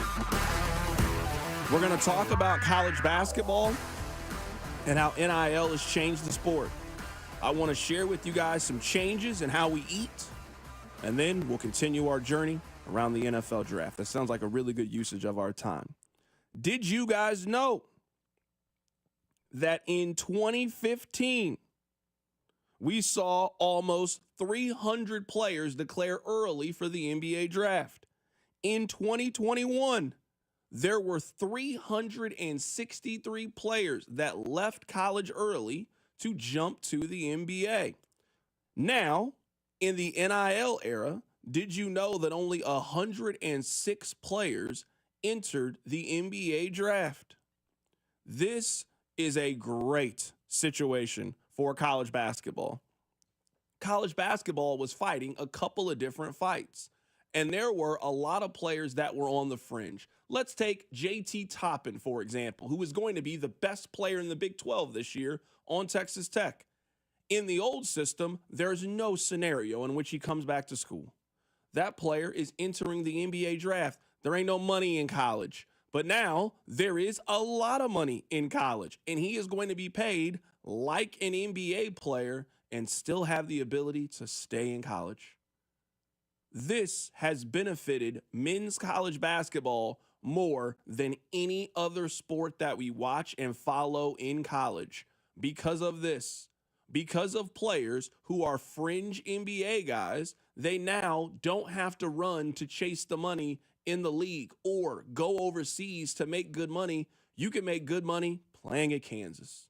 You can make good money playing at Texas Tech. You can make good money playing at BYU. You don't need to join Overtime Elite. You don't need to join the G League anymore. You can go to college, and ultimately, that's what I want college to be. I want college basketball to be the best place for American-born players to develop their game before they go to the NBA. That's how it used to be in 1995. There was one avenue if you wanted to be an NBA player. You were a great high school player. You got offered a scholarship. You then went to college. You had a great career. You then went to the NBA. Now there are so many different avenues. You're never going to get every good amateur player because every good amateur player is either not from America or not coming over here to play in American college basketball. You are never going to get Victor Wembanyama to go to Kentucky or Luka Doncic. You don't have to get all of them. But what you can get is every great American prospect to go to college, and you can keep some of the older players that used to go to the league. This is a win. College basketball is not perfect, but we have fixed one of the two major problems. Now we got to work on that transfer portal thing. Now, you guys know my stance. I'm all for players having the ability to transfer and move around. I'm sorry. You shouldn't be able to go to 5 schools in 6 years and keep playing college basketball. That's not how the rules should be. If we could tighten this thing up just a little bit, we can get college basketball back to its glory years. It's not going to be how it was in 1992. It doesn't need to be. It can be a sport with continuity and with players that you know and players that you've heard of. And that is exactly what I want to have it happen. That's it. So yes, you are not going to keep every high school player. You're not going to keep every college player. You are never going to keep Cooper Flagg, for example. Cooper Flagg, you couldn't pay him enough to go back to Duke. But you know who you could keep? You could keep JT Toppin this year. And that's it. That's all you wanted to do. You never had a chance of keeping that kid. Now you do. And that's all I think NIL needs to be. Thank you, college basketball. We have figured this out. We have figured out a way to compensate the players and keep some of them in school. You will not keep 100% of them. There were still 106 kids that left college early to go to the NBA. You are not keeping Ace Bailey at Rutgers. We knew that going into it. Darren Peterson, he is not staying at Kansas past the 1 year. He's going to play the 1 year. Hopefully you win a championship with him, and then he is going to the next level. You could keep that Bryson Tiller kid, though, and that's all you wanted to do. Good. Great. Let's move on. I have one real quick question for you. And it's a $1 billion question and probably one you can't answer. But I'm going to ask it anyway because that's the nature of the beast. If they tighten up the transfer portal problems, let's say they make them employees. We'll just use your solution, for example. Do you think with this and a tightening of the portal, you will see college basketball return to its popularity that we once saw when me and you were kids? Or is that toothpaste out of the tube and people are just going to be, it's a niche sport forever? Because if people are staying longer because they're paid and they're at one school longer because we tighten up the portal, that feels a lot like the way college basketball was in 2002. And everyone tells me college basketball in 2002 was this great product that we all loved watching. Are we going to all love watching it, or are we still going to have people say, nah, and they're not coming back because there's no undoing what's been done? Well, I think that I don't think it'll ever be like how it was in 2002. But I will say, I think a lot of that is due to the way that we view and consume sports is very different, and the way that we view television is different. We didn't have Netflix in 2002. We didn't have TikTok in 2002. So there are just more things pulling away at entertainment than there were before. I also think the NFL is bigger in 2025 than it was in 2002. So I don't care how much you have going on, you are not convincing America on a Thursday night to watch your college basketball game over the National Football League. You are not convincing in November people to watch college football over your really big regular season college basketball game. I just think that football has gotten so big, it is on TV every single night. It engulfs everything. I don't think we'll ever appreciate the regular season, the early part of college basketball. But can we get January and February when football is over and we transition and now it is college basketball time?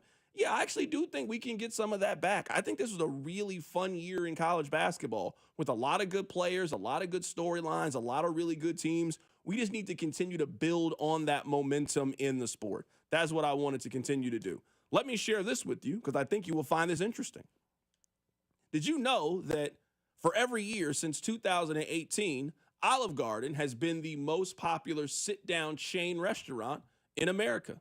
Did you know that that is no longer the case? Did you know that the most popular sit-down restaurant now in America is Texas Roadhouse? Olive Garden is now 2, and Chili's has now moved up to number 3.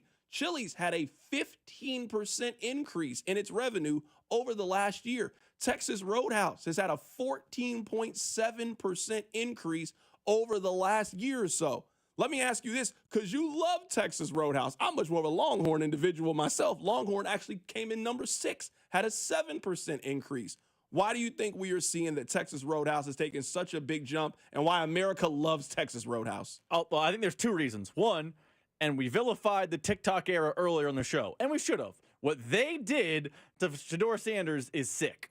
But you know what people are doing on TikTok? You know what a trend is? Going to Texas Roadhouse because you can get a lot of food for not a lot of price. And you know what's going on in 2025? Price is going up.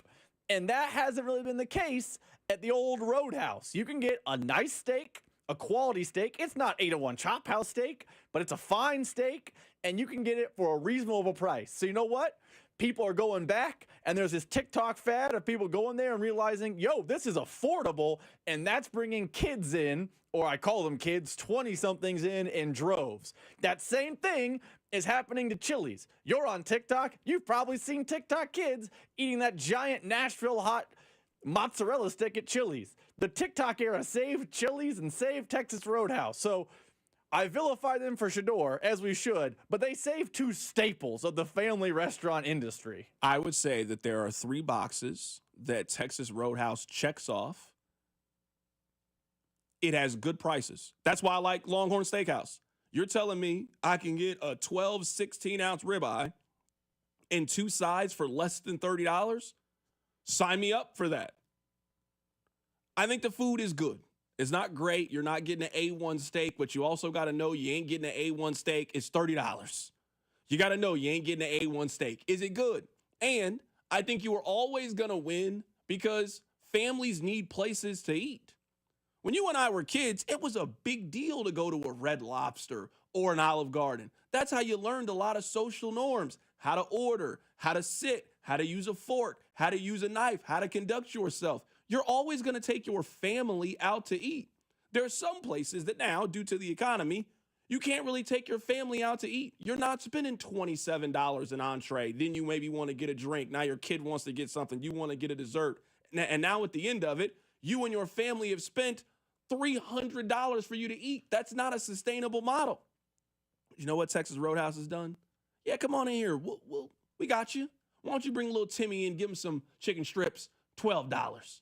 Hey, you want a steak? We're not going to give you the best steak, but we'll get you a nice steak for $18. Your lady want to get something? We'll get her a nice steak for $18. We'll get you a drink for $7, $8 or so, and we can get your whole family out of here for less than $100. Sign me up for that. That's how Chili's started winning. I'm with you. Chili's got really popular on social media. The kids started eating at Chili's, and then you started thinking, hey, these prices, they're not that bad. The food's all right. It's not the best food in the world, but you got good food at a decent price, and it's also family and kid friendly. That's a really good place to take your people, and those places are growing astronomically. Look at the numbers growing. I mean, I think now what society has learned is there's riches in niches. And you know what? Chili's and Texas Roadhouse and a little bit of Olive Garden, and they all fit this one bill. They're family friendly, they're affordable, and the food is fine. You will always pick a Garozzo's over Olive Garden 100 times out of 100. But if you're at Garozzo's, you don't want your kid running around, so you're choosing Olive Garden. Now Garozzo's becomes your date night or, like a late night, meal after doing something down. There's still a market for that. But you know what? If you're a young family or you got a kid who just had baseball practice and you want to get a nice lunch, you don't want to go to Burger King, Chili's and Texas Roadhouse fill that void perfect. You know what? I think a lot of the other chain restaurants are trying to be something they're not. Red Lobster, you're not fine dining. Be the seafood version of a family restaurant. Yeah. Those places, I'm telling you, if it was grandma's 70th birthday, hey, we was going to Red Lobster. You got to be one of those kind of places. That's where people are taking their family. Last thing here, and I think this is really, really important. We're all part of the same economic system. There's very few places right now where you feel like you were getting a deal. You don't get a deal really anywhere. Rob, that's one of the places why I think people our age really love Chipotle. Yes, Chipotle is not what it was in 2015. The food quality has gone down. They be acting real stingy with the portions. Man, I can still get full for $10. And there aren't many places that I think can really rival the options that I get and the price at Chipotle. Sign me up. I'm loyal to Chipotle. I'm going to the end with Chipotle for that reason. For $10, I can get full and get a meal that I like very quickly. Sign me up. There ain't a whole lot of places you feel like you're getting a deal.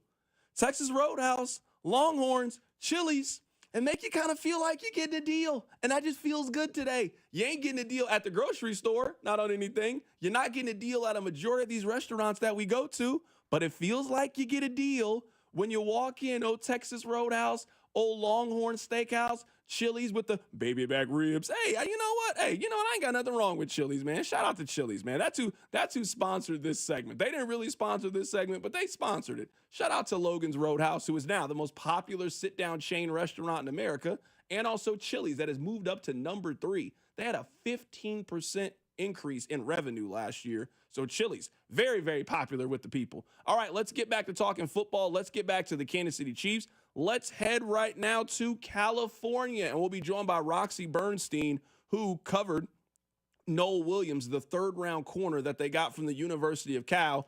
Roxy, really happy to have you on. What kind of player are the Chiefs getting with Noel Williams? He was a terrific shutdown corner, and when he transferred from UNLV to Cal, I talked to, at the time, defensive coordinator Peter Sermon at Cal and head coach Justin Wilcox about him. And they had a lot of talent that they were bringing into the secondary. It's also a strong unit, which was shown in the NFL draft this year. But Noel Williams was a guy they kept talking about, and his ability to break on the ball, to make plays. And you saw it this last year with leading the country in interceptions. He had 7 picks. Just a phenomenal year. And that's why he went as high in the draft as he did. And I think at some point, I don't know if it'll be this year, but he will be a starter in the secondary for the Chiefs. That's what I like most about this selection is he seems to have great ability on the football. I know last year kind of stands out with the 7 interceptions, but, his last year at UNLV, he had 3 interceptions. He had 2 interceptions in Cal 2 seasons ago, and then to jump up to 7. He seems to have a great nose for the football. He does, and he's a smart football player. He studies. He watches film, so he gets the movement of the receivers and reads what the quarterback and the tendencies try to be.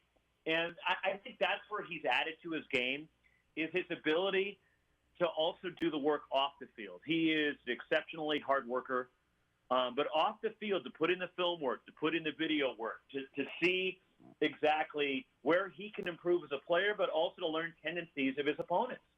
And, he had a pick 6, for example, in that much-anticipated game against Miami back early in the season for Cal. But to have 7 interceptions in a college football season, it's pretty remarkable considering that's essentially 1 every 2 games. And that's how strong he was in the secondary for what was a strong unit that Cal had on the back end. But to me, he was the featured guy with his playmaking ability.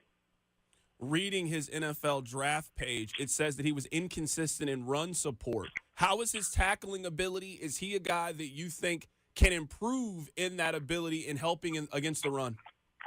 I think it's adequate, to be honest with you. Is he ever going to be a great defender against the run? Probably not. But, you know, when you're drafting Noel Williams and you're going to be paying him to shut down receivers and to be a cover corner, because that's what he is. He's got the size. He's 6 feet, 6'1", right around 200 pounds.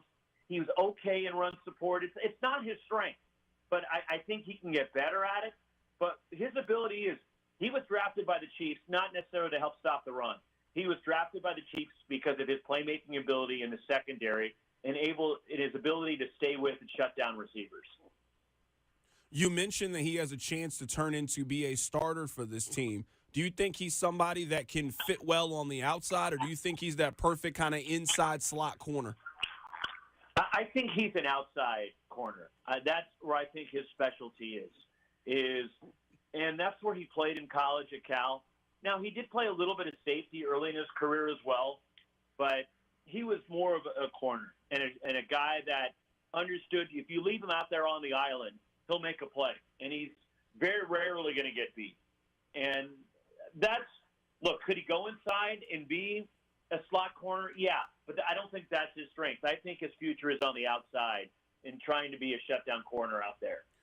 Two other things that I've noticed looking at his scouting report, his athleticism score was below average. He scored a 67. He was 21st, ranked among corners who went to the combine. How do you think that athleticism is going to translate to the next level? I think that it's okay. And we all know it's a huge jump, right, with the speed, the physicality of the NFL game as opposed to the college game. But I think he makes up for it in other ways because of his ability to use his smarts to understand what the offenses are trying to do. And with his scouting work, that's the way he's able to overcome, I think, some of those deficiencies in terms of where people value his athleticism. But I still think he's pretty athletic. It's not like he's a guy out there running a 5.5 40. That's not necessarily his, but I don't think it's anything that people should be concerned with in terms of his athleticism. Another thing here, reading on one of his weaknesses, it says that he had a high number of holding penalties and pass interference penalties. How concerning was that in college? A little bit, but you know what? It's also a sign he didn't get beat, right? He was going to make sure he didn't get beat downfield. So he may have grabbed a guy, but I think it also played into the over-aggressiveness that his defense played with this past year. And he was a playmaker. He knew he had to step up and make plays defensively, and he was determined not to get beat. And he was going to battle. And, look, we see it. Corners, they get penalties, especially when they're out there in one-on-one coverage, which he was a lot. They didn't give him help, and he was making sure he just wasn't going to get beat deep. That is Roxy Bernstein, who covered Noel Williams at Cal, who was the third-round pick for the Kansas City Chiefs at pick 85. Roxy, great stuff, my man. Appreciate your time today. My pleasure. You know what? I like this pick of Noel Williams. He had 7 interceptions last year in a major conference. The holding and the pass interference stuff, that doesn't bother me that much. I mean, I understand it's frustrating from a corner, but that's what coaching is. That's what coaching is. You take a swing on a mid-round player. He sounds like a guy that fits what they like to do. Now, he's not a guy, at least what it sounds like, and if you look at his history, he doesn't seem like a guy that's really going to help them in run support or kind of blitz off the edge. He's not going to be L'Jarius Sneed. He doesn't sound like that kind of prospect, but I think they have 2 corners that are pretty much entrenched. I would say 3 with Jalen Watson. I think Watson has turned into a very good player for this team. But you're looking for that kind of 4th option. You now throw him into the mix and see what happens. They've got some very interesting kind of depth position battles.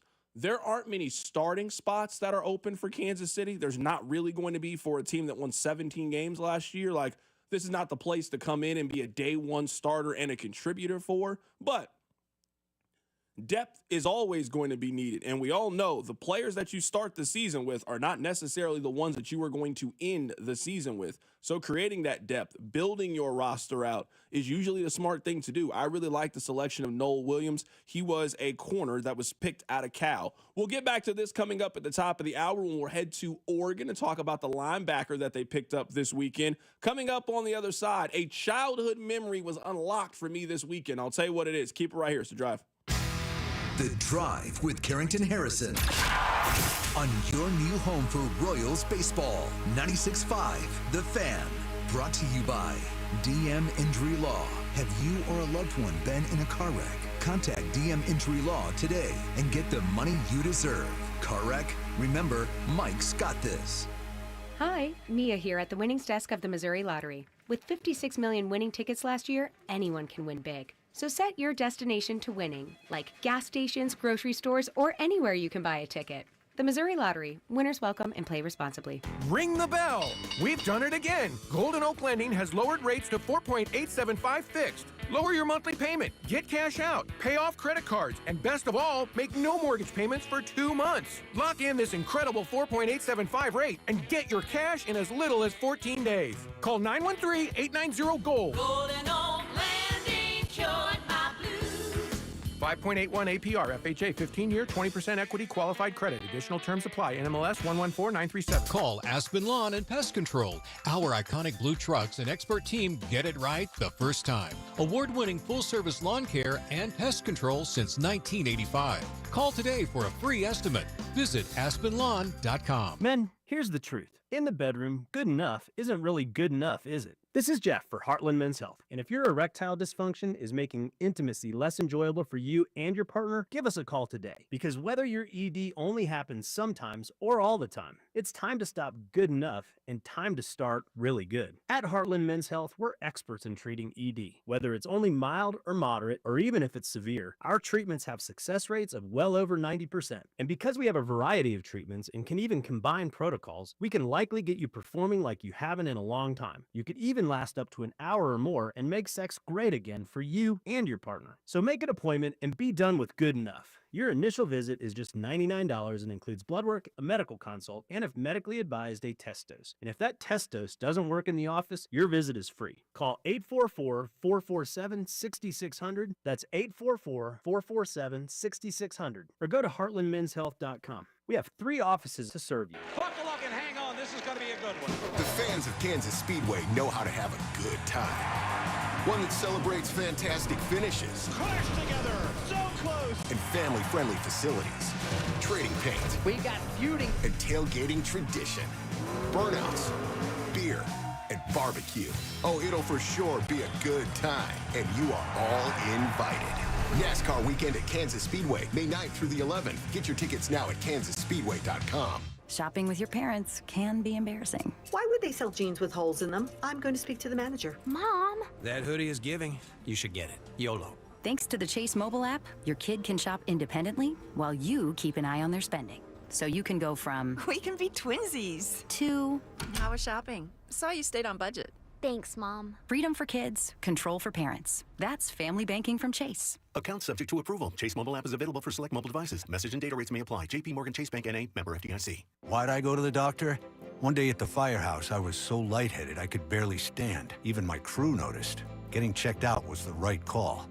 Turns out I have atrial fibrillation, which increases the risk of stroke about 5 times. Symptoms like irregular heartbeat, heart racing, chest pain, shortness of breath, fatigue, or lightheadedness can come and go. But if it's AFib, the risk of stroke remains. If you have symptoms, contact a doctor. I'm so glad I did. Visit notimetowait.com. Sponsored by Bristol-Myers Squibb and Pfizer.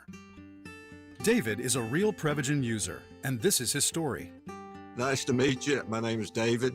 I've been a pharmacist for 44 years, and I'm from Flowery Branch, Georgia. When I first started taking Prevagen, I noticed stuff just seemed to come together and fit like a jigsaw puzzle.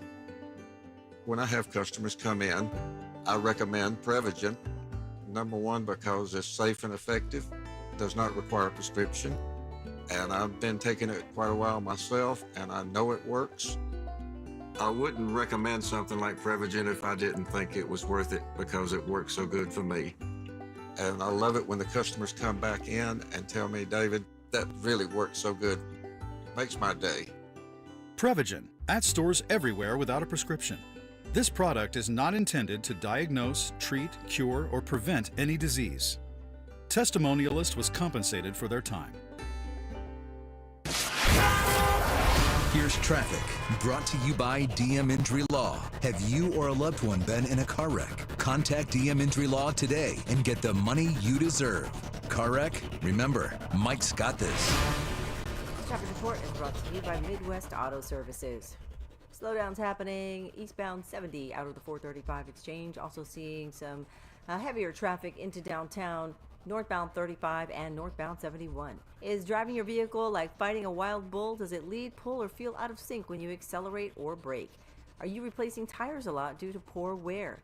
Let Midwest Auto Services check your alignment. Call 816-224-4247 or MidwestAutoservices.com. I'm Lori Pearson, 96.5 The Fan Traffic. Subscribe to 96.5 The Fan on YouTube to watch the show from wherever you are.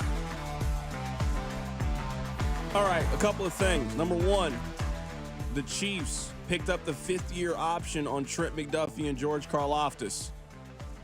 There is no story here. They were always going to do this. This has no bearing on if they're going to sign them long-term.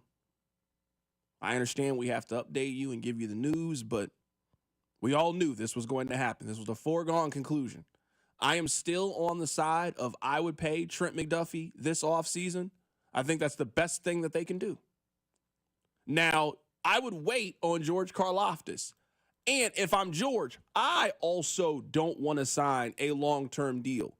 Yes, you want to try to get to the money, but you haven't had a monster year.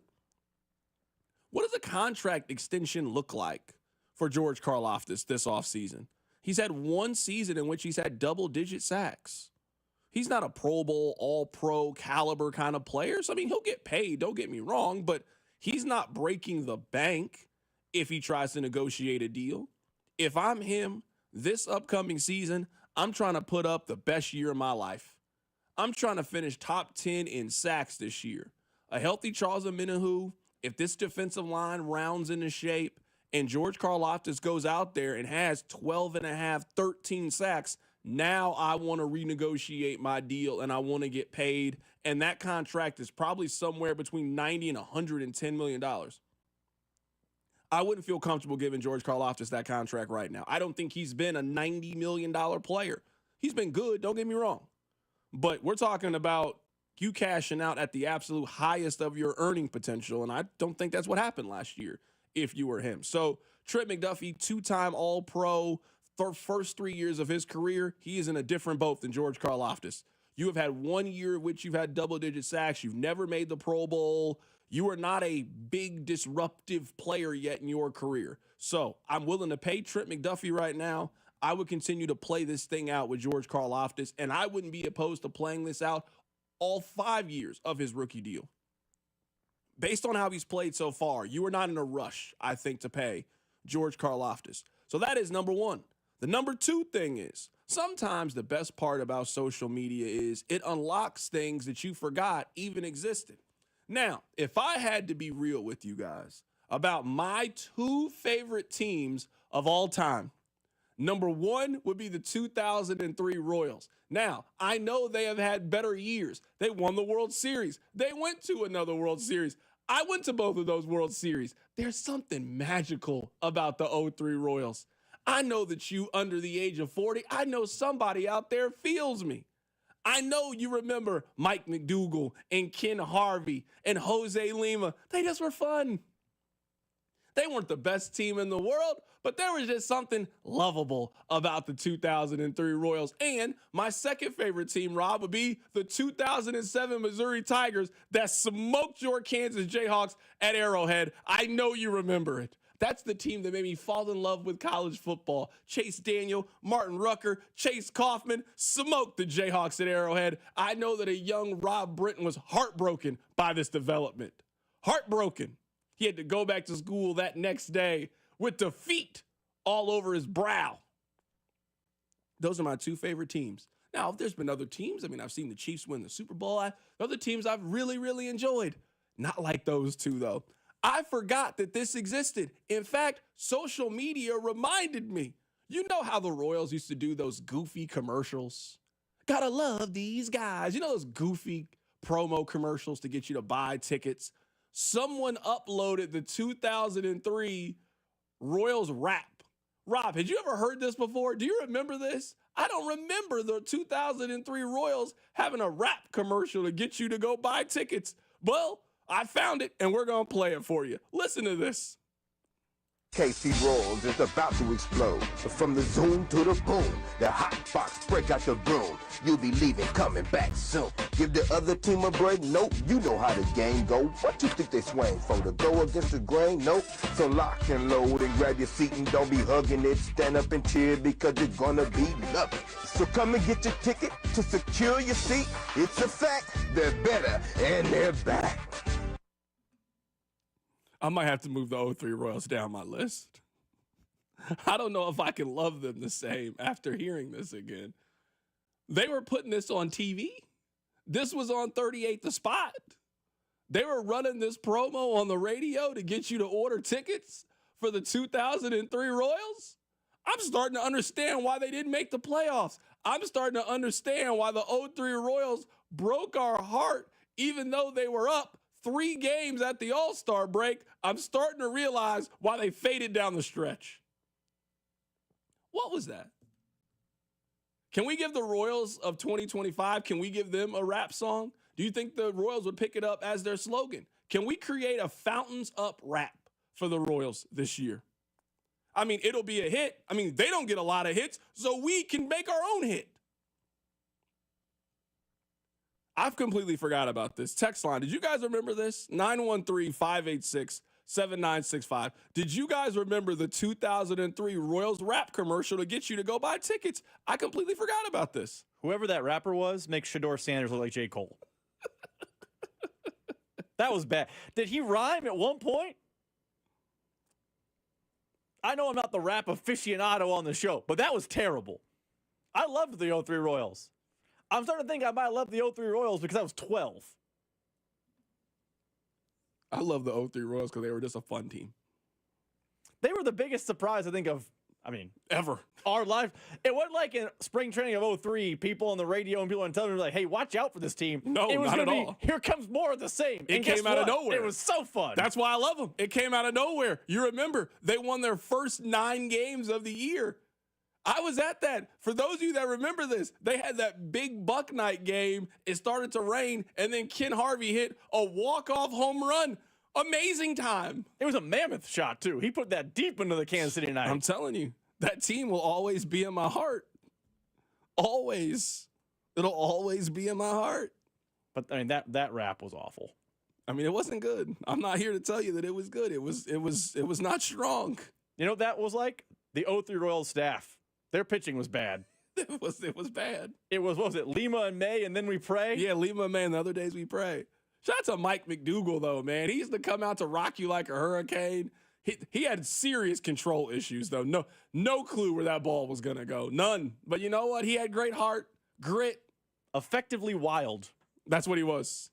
Whatever happened to Mike McDougal? Can we get him on the show? I think the effectiveness disappeared, and it was just wild. No, that was quick. The Royals that year had a lot of one-hit wonders. Angel Baroa was a one-hit wonder, and Mike McDougal was also a one-hit wonder. But, man, it was great. When it was going, it was great. It was really great. I'm happy that we took that trip down memory lane. We'll get back to football and the draft, but a 03 Royals rap commercial that just was uncovered by Instagram, you know what? I'm happy. I'm thrilled. Can we get that guy to make a rap for today, though? Can we find this gentleman? I believe his name is Woody. Can we get Woody to make a rap? I mean, this was sanctioned by the Royals. I got to show you guys the video. He's like on the field. This was not like a fan that just did this. This was like the official Royals come buy tickets. This was part of their slogan. That had to be the ad they played on like 103, though. They wasn't playing that on 810 during crunch time back in the day. No chance that ad was on. You don't think that was in between Rocket and Teresa in the morning? No chance. Absolutely no chance. Someone said, what about Jimmy Gobble? Love Jimmy Gobble. Jimmy Gobble and Jeremy Offelt were guys I really thought were going to be a thing. 100%.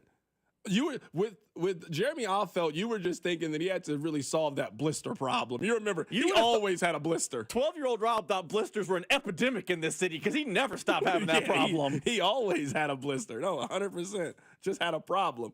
All right, coming up on the other side, we'll get back to the NFL draft. We are taking a stop at every single place where the Chiefs drafted a player. Our next stop is Portland, Oregon. We'll go there next. Keep it right here. It's The Drive. The Drive with Carrington Harrison on your new home for K-State Athletics, 96.5. The Fan, brought to you by DM Injury Law. Have you or a loved one been in a car wreck? Contact DM Injury Law today and get the money you deserve. Car wreck? Remember, Mike's got this.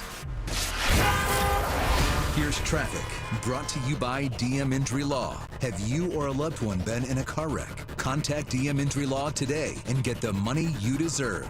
Car wreck? Remember, Mike's got this. There's a two-car crash northbound 35 at Johnson Drive, though it is on the shoulder. Some brake lights there behind it. Slow eastbound 70 out of the 435 exchange and heavy into downtown northbound 71. Also northbound over the Bond Bridge. I'm Lori Pearson, 96.5, The Fan Traffic. It's the spring sales event at Rob Sight Ford, and I'm here with the man himself, Rob Sight. Rob, you already stole the spotlight. Now what are you trying to take? Just your attention, Kevin, and maybe a few trade-ins. Now, we've got up to $14,000 off new Fords with employee pricing, plus our own dealer discount. 14 grand. That's hotter than your Sunday barbecue. Exactly. And unlike your burgers, these deals won't dry out. We've got hard-to-find inventory, huge trade-in values, and our non-commissioned sales team makes everything so easy. No pressure, just real help. Even I'll admit it, it's the best place in Kansas City to buy a car, and I don't hand out compliments lightly, or seconds. That's a fact. And don't forget, we're Kansas City's top-rated Ford dealer on Google. 4.8 stars, nearly 3,000 reviews, and 0 grill marks. All right, Rob, I'll give it to you, man. You're cooking up some real value over there. Come see us at 135th and State Line, or visit robsight.com. But hurry, these deals are sizzling and inventory's moving fast. And tell him Rob sent you. No guarantees, but he might throw in a hot dog. And Doug. Here we have the Limu Emu in its natural habitat, helping people customize their car insurance and save hundreds with Liberty Mutual. Fascinating. It's accompanied by his natural ally, Doug. Limu, is that guy with the binoculars watching us? Cut the camera. They see us. Only pay for what you need at libertymutual.com. Liberty, liberty, liberty, liberty. Savings vary. Underwritten by Liberty Mutual Insurance Company and affiliates. Excludes Massachusetts. Life insurance. Why are you putting it off? Can't afford it? Too much hassle? Think you don't need it? There's lots of excuses for putting off life insurance. But if you weren't there, who would pay the mortgage and other bills? With Ethos, you could be covered in 10 minutes and boom, family protected. Ethos, fast and easy online term life insurance. Up to $2 million in coverage with no medical exam. Some policies as low as $1 a day. Answer a few health questions and get your free quote at ethos.com/radio. That's ethos.com/radio. Our daughter Jessie loves playing detective. A clue. But since we discovered she has sensitive skin, we've been playing detective too. We thought the problem was our puppy. But it was actually our old detergent. Aha. So we switched to Tide Free and Gentle. Tide Free and Gentle provides an excellent Tide clean, and it doesn't leave behind irritating residues like dyes or perfumes, so it's gentle on your skin. Case closed. If it's got to be clean, it's got to be Tide Free and Gentle. Just hearing the word IRS can make people break out in a cold sweat. No one wants to deal with the IRS, and now you don't have to. The good news is Legal Tax Defense has been successfully negotiating with the IRS for more than 15 years. It doesn't matter how much you owe, whether it's $5,000 or $5 million. You deserve the best in the business on your side, and that is Legal Tax Defense. Even if you're working with someone else and just want a second opinion, there is no cost or obligation to call. They can prevent levies, liens, wage garnishments, even file back tax returns. And the best news about Legal Tax Defense is they won't take your case unless they know they will reduce or eliminate your tax debt. Call Legal Tax Defense right now for a free no-risk consultation. 800-265-7681. 800-265-7681. You have nothing to lose but everything to gain. 800 800-265-7681. Has your home been on the market without success? An expired listing can feel frustrating, but it doesn't have to be the end of your journey. The Sharp Homes team specializes in turning things around. The Sharp Homes team can give you options. Do you want to skip the showings and open houses and go straight to sold? Contact them to discuss their instant offer program. In fact, contact the only agent I would trust if I needed to sell my home. It's Dawn Sharp with the Sharp Homes team, brokered by Epic Realty. You can Google them at Sharp Homes Team or visit them at homesforsaleInKC.com and start packing. QC Kinetics provided amazing pain relief for a former professional baseball player, and you have access to the same life-changing treatments as retired Braves pitcher Jose Alvarez. I put a lot of stress and strain and work on my right arm, but my right elbow took most of the damage with 3 surgeries. Arthritis developed and the pain was unbearable. It wasn't just pain when I was trying to play sports. It was anytime I was moving the right elbow. It was pretty excruciating at times. That's when Jose discovered QC Kinetics and the regenerative treatments that help the body heal itself, restoring damaged tissue and providing relief with no surgery or downtime. Jose's message to the medical professionals at QC Kinetics? My elbow is feeling outstanding. Where were you 10 years ago, for crying out loud? QC Kinetics is right here. Call for your complimentary consultation. Call QC Kinetics, 816-412-6299. That's 816-412-6299. QC Kinetics, 816-412-6299. This report is brought to you by O'Reilly Auto Parts, your professional parts people. Check engine or ABS light on? Take the guesswork out of your warning lights with O'Reilly Veriscan. It's free. Ask for O'Reilly Veriscan. O'Reilly Auto Parts. Hang out with Cody and Gold. Weekdays starting at 10 on 96.5 The Fan, KFNC FM and AM, HD1 and HD2 Kansas City, an Odyssey sports station.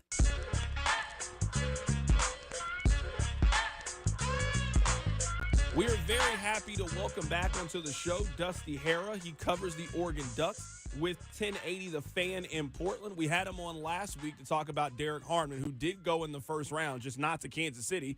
But the Chiefs did select an Oregon Duck. This time they go get the linebacker in the 5th round. Jeffrey Bassa is the newest member of the Kansas City Chiefs. Dusty, man, happy to have you join us today. Hey, thanks for having me on. And look, back-to-back weeks. Let's go. This was a player who was a 4-year player at Oregon. I don't have to tell you, that's becoming more and more rare in today's college football. What were the positives about Bassa? What do you think got him drafted into the NFL?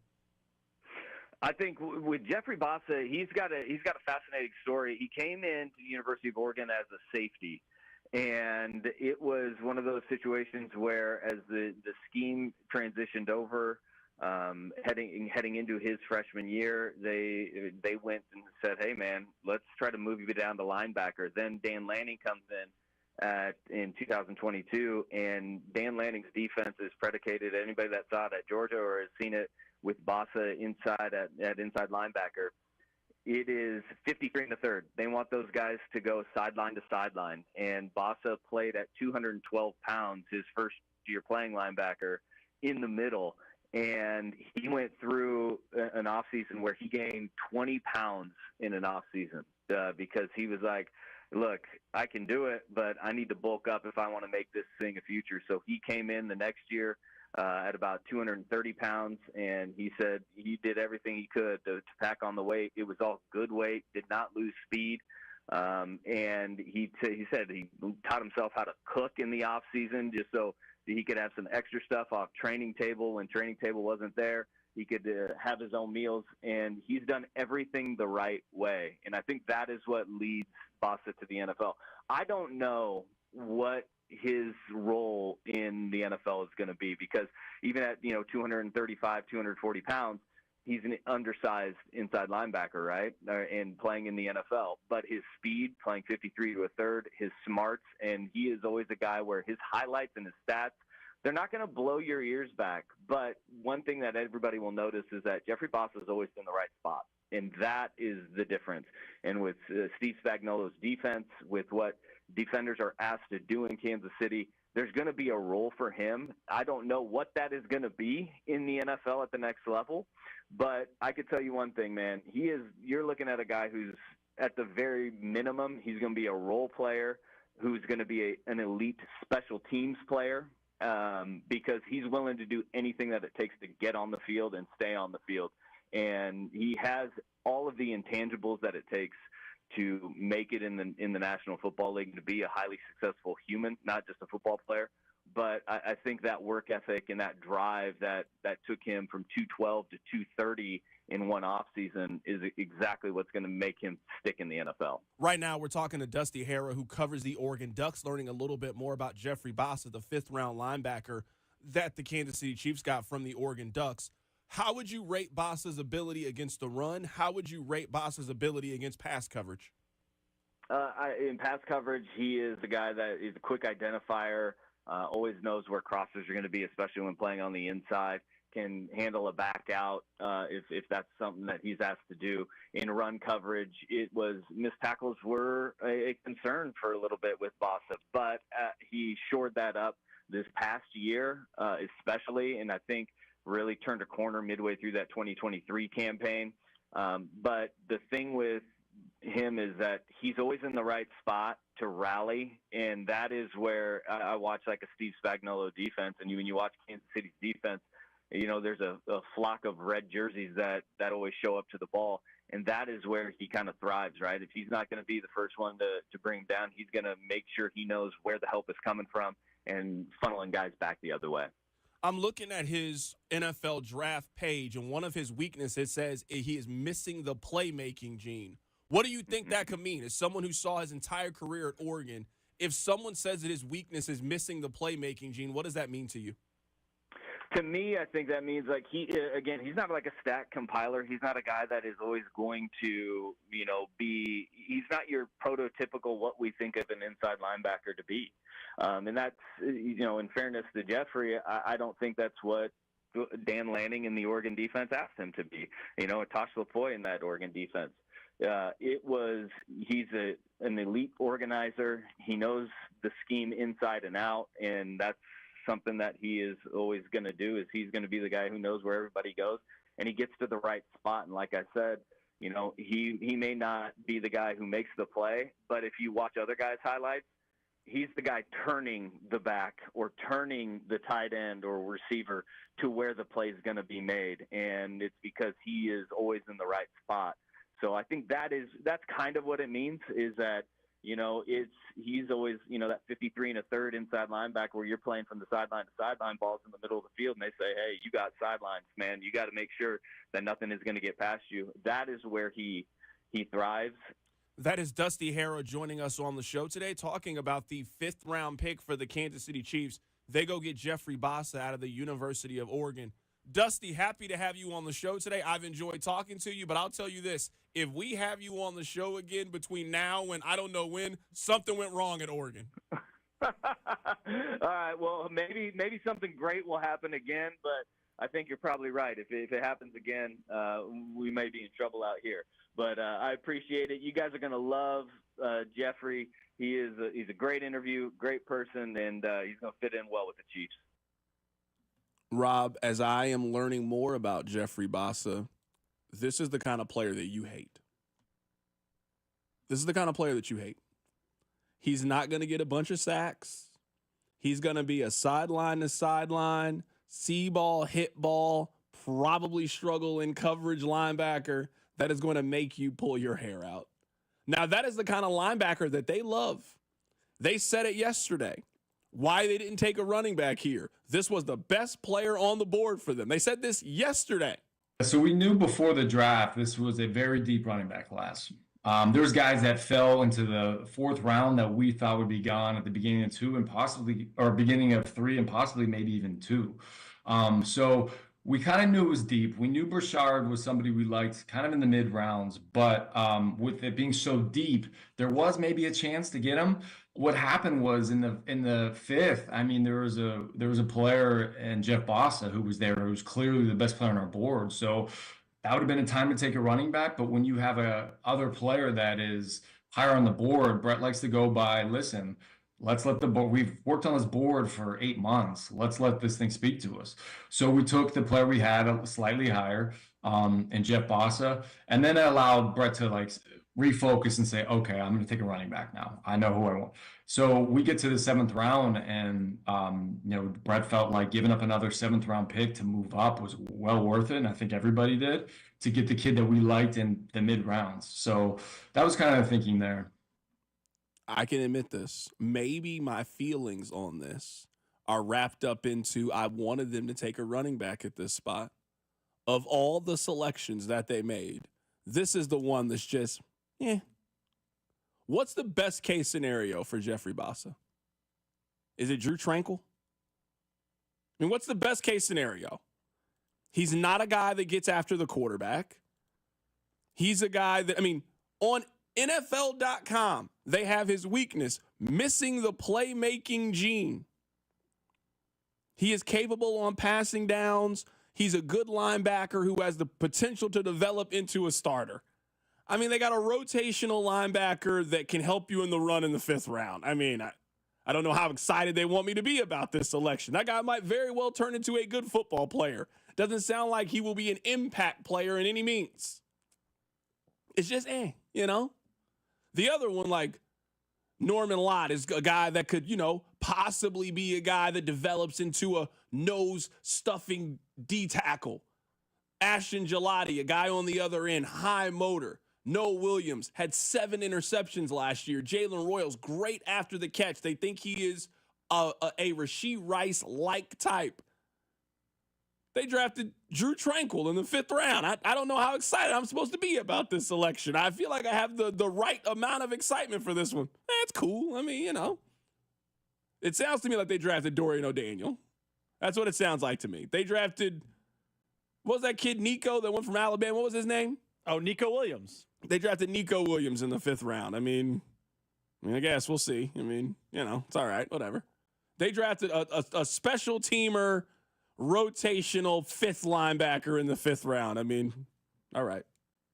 And they passed on number 1 running back right there. Again, maybe I'm hating, and I can admit that. Maybe I'm hating because this is where I wanted them to take a running back. But something tells me, I feel very strongly about this. We will look back in time, and we will think, man, they got Jeffrey Bassa when they could have had Devin Neal on their team. They got Jeffrey Bassa and they could have had DJ Giddens. I just feel like that's why I feel like we'll have that conversation at some point. And I'm going to be sitting there like, man, I told you guys. I know. You're right. Maybe you guys also feel that way. I don't want to hate on the kid. He hasn't gotten here yet. But, he sounds like a really high character, high value, locker room guy that's going to help him in special teams and be a rotational piece for them on 3rd down. So we'll see how that works out for him. We got one more of these coming up. We're going to head to the 7th round and SMU coming up in a bit. Keep it right here, so Drive. The Drive with Carrington Harrison. This man was a bona fide scrub. On 96.5 The Fan, brought to you by DM Injury Law. Have you or a loved one been in a car wreck? Contact DM Injury Law today and get the money you deserve. Car wreck? Remember, Mike's got this. FanDuel is the best place to find all your favorite player props. And now you can make the smarter play with new performance trends. Want to see if a guy's hitting that over consistently, or maybe they've been flirting with the potential triple-double? You can get the latest stats right inside the FanDuel app, and you can see who's heating up. And once the game starts, you can combine live prop bets into a same-game parlay for a chance to win big. If you don't already have FanDuel, it is not too late to get in on all the playoff action. You'll get started with $200 in bonus bets if your first $5 bet wins. So just visit FanDuel.com/KFNZ to join today. Make every moment more with FanDuel, an official sports betting partner of the NBA, and also 96.5 The Fan. 21 and present in Kansas. First online real money wager only. $5 first deposit required. Bonus issued with nominal drawable bonus bet, which expires 7 days after street restrictions apply. See terms at sportsbook.fanduel.com. FanDuel is offering online sports wagering in Kansas under agreement Kansas Star Casino, LLC. Gambling problem? Get up your best bet. Call 1-800-522-4700 or visit kansasgamblinghelp.com.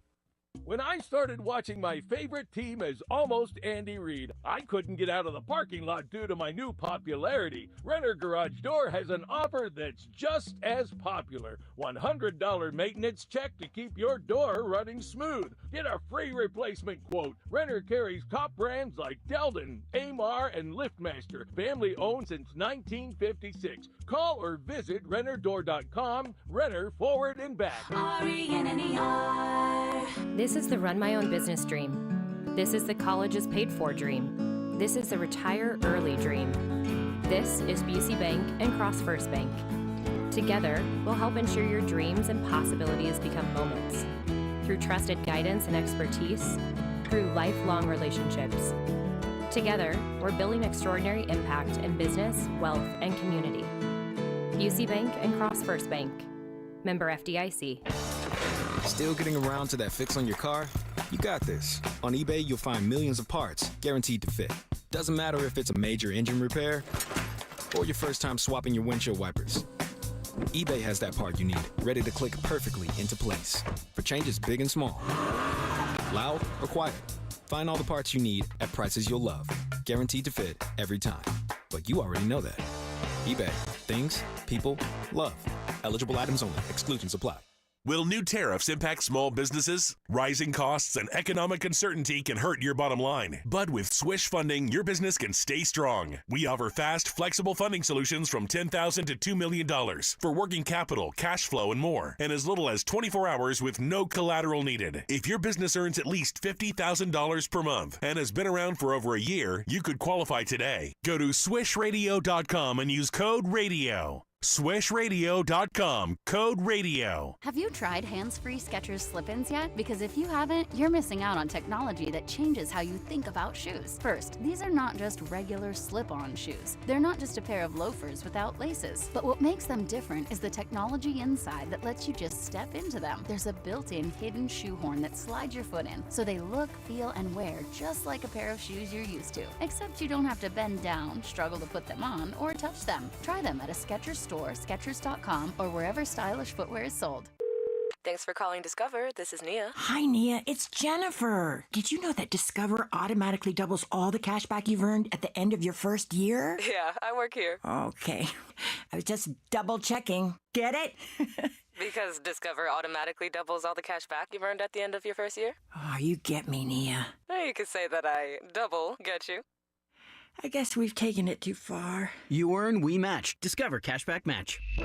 See terms at discover.com/creditcard. Listen, Mom loves anything you give her for Mother's Day, but what she really wants is a call or a visit. Anything to feel close to you. And a digital picture frame from Aura will go a long way to making her feel closer to you. Help Mom miss you less by putting the power of technology to work. Aura Frames was named the best digital photo frame by Wirecutter and featured in 495 gift guides this past year. I absolutely love it. There's no doubt in my mind my wife Janet is getting one of these things. She loves pictures so much, I know she is going to love this product. So the next time you need to call your mom, you can also send her a new pic of you from that trip that you were telling her all about right from your phone. Aura has a great deal for Mother's Day. For a limited time, listeners can save on this perfect gift by visiting auraframes.com to get $35 off plus free shipping on their best-selling Carver mat frame. That's auraframes.com. Promo code ROAM. Support the station by mentioning us at checkout. Terms and conditions do apply. Tonight, expect light rain with a possibility of showers and thunderstorms with a low of 56. Weather brought to you by Robert Half. Our recruiters' expertise and award-winning AI will find you the skilled candidates you want. At Robert Half, we know talent. Visit roberthalf.com/talent today. Here's traffic, brought to you by DM Injury Law. Have you or a loved one been in a car wreck? Contact DM Injury Law today and get the money you deserve. Car wreck? Remember, Mike's got this. A multi-car crash northbound 35 at Shawnee Mission Parkway. It's got 3 left lanes closed. Expect traffic to be very heavy. It is already heavy back to 69 Highway. Seeing some slowdowns into downtown northbound 35, also southern lanes of the downtown loop, and braking happening over the Bond Bridge heading northbound. I'm Lori Pearson, 96.5 The Fan Traffic. You're listening to 96.5 The Fan from the Mission Plumbing, Heating, and Cooling Studios. Be sure to follow The Drive on the Odyssey app or wherever you get your podcasts. We're going to take our trip to SMU coming up in a little bit and learn a little bit more about Brashard Smith. We were talking about their selection of Jeffrey Bassa, the linebacker out of Oregon. We just had a guest on the show before we took a break. A lot of people are saying that they think this is Willie Gay 2.0. I understand why people would make that comparison.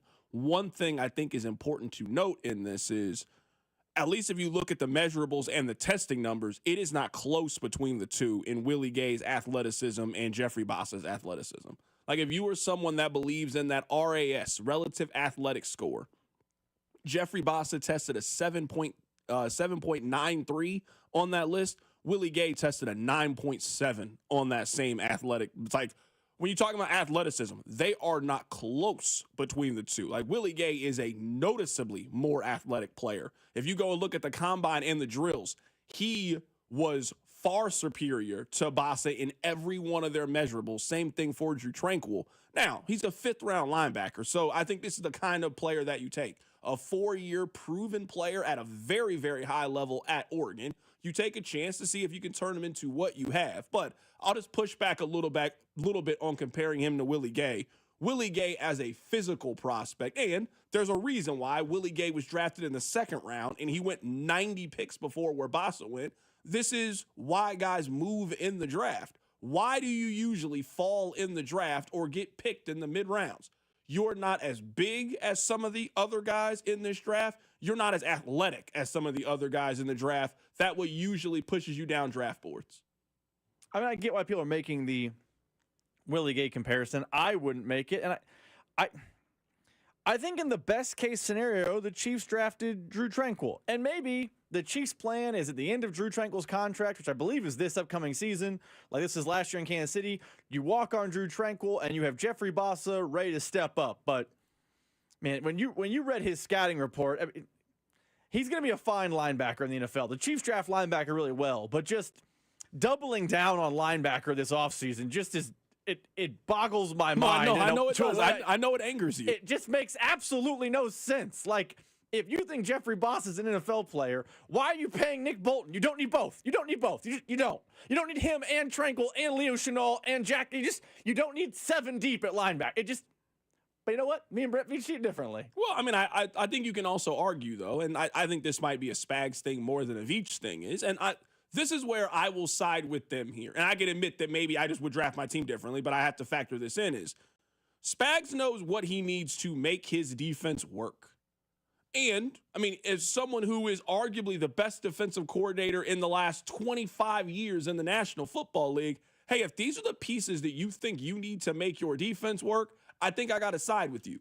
It is clear the kind of corner that they like. They like a certain kind of corner. They don't usually take the big 6'4". They look for a certain kind of corner and what are your abilities. When it looks to linebacker, I know that you don't value linebackers, but I think Spags is telling you, hey, my defense doesn't work if I don't have these kinds of linebackers. So you got a guy who, again, got on the field all 4 years at Oregon and has a very defined skill set. He is not a guy that I think is going to be super great in coverage. He's just not athletic enough to be super great in coverage. But he is a guy that has a proven ability to get after the run game and help you in there and also be part of your rotation. There's certainly a role for that in the National Football League. I said this in the last segment. I'll say it again. My issue with this more is they chose to go in this direction over the direction that I thought they should go. But if we were just evaluating the player here, taking a 5th-round pick on a rotation for a linebacker when this organization clearly valued that position, that is not a bad selection to make in round 5, just not the pick I would have made there at that position. I would have gone in a different direction. And I guess, you know what? I'm not in the room, and Brett Veach and Steve Spagnuolo have a lot more championship rings than me. They will always have more championship rings than me. I feel like part of Brett Veach's job is, hey, he keeps telling Patrick Mahomes to do more with less. Shouldn't he be saying at some point the same thing to Steve Spagnuolo? Like, how many times has this show talked about the Chiefs are asking Patrick Mahomes, who is the best quarterback in the league, to do more with less? If Steve Spagnuolo is the best defensive coordinator in the league, shouldn't at some point that same conversation transpire between Spags and Veach? If Spags, this is the type of linebacker I like, and he's my 4th linebacker on the roster, when does Brett Veach say, hey, man, I'm sorry, you got to do more with lefts. We need DJ Giddens. We need Devin Neal. Like, you got Drew Tranquill, you got Leo Chenal, you got Nick Bolton. I'm sorry, you don't get a 4th one. It's time to do more with less. It seems like that conversation only happens with the quarterback. Everyone else gets to just pick and choose what they like, but the quarterback, hey, go do more with less. No one else has to have this conversation. I mean, they think that's why they have Isaiah Pacheco. I mean, that's the answer to your question is they think Isaiah Pacheco is the best possible option for them at running back this year. I mean, I don't want to lose sight of this. A healthy Isaiah Pacheco is a really productive player and answers a lot of the questions that we have at the position. I mean, Isaiah Pacheco in 2022 on 170 carries had 830 yards and averaged 5 yards a carry. In 2023, that same running back that you guys tell me has no vision ran 205 times for 935 yards. To keep it clear, that is 5 carries more than what Kareem Hunt got last year, and Kareem Hunt didn't get to 800 yards. There's no question in my mind that when Isaiah Pacheco is healthy, he is a guy that should get you about 4.5 yards per carry and is a good, capable running back. I think what they're telling you in our offense is we want to get explosiveness from other places on the field. And we think, based on how we use our wide receivers with the yard after the catch, getting them involved in the screen game, that's where we think we can generate those big plays underneath. But we don't think necessarily that we have to get them directly from the run game. We can do that when it comes with shovel passes or jet sweeps or quick screens or getting the ball underneath to Rashee Rice. That is an extension of our run game. That's what I think they're telling you about their offense and how they're handling it and not spending the resources that you and I think that they potentially should have at running back. And here's where, and again, I actually agree with Brett Veach on that. I feel like what has happened to Isaiah Pacheco, at least from the text line, which is not a perfect, voice of the fan, but at least in the text line, there's this thought that Pacheco's done and Hunt's the best running back on the roster, which is just very incorrect, in my opinion. I like Pacheco. He's a 900-yard back in his career. That is what he is. But you know what he also is? Going into the final year of his deal. Do you know what Kareem Hunt is? Going into the final year of his deal. Do you know what Elijah Mitchell is? Going into the final year of his deal. Now, Hunt and Mitchell are in the only year of their deal right now, but I feel like in the 5th, 6th, 7th round, you can maybe have an eye toward the future. I mean, that's what Brashard Smith is, but Pacheco is a 900-yard productive back, but are you going to give him a second contract if he's productive again? Are you going to go try to draft your next guy next year in a draft that's not as strong at running back?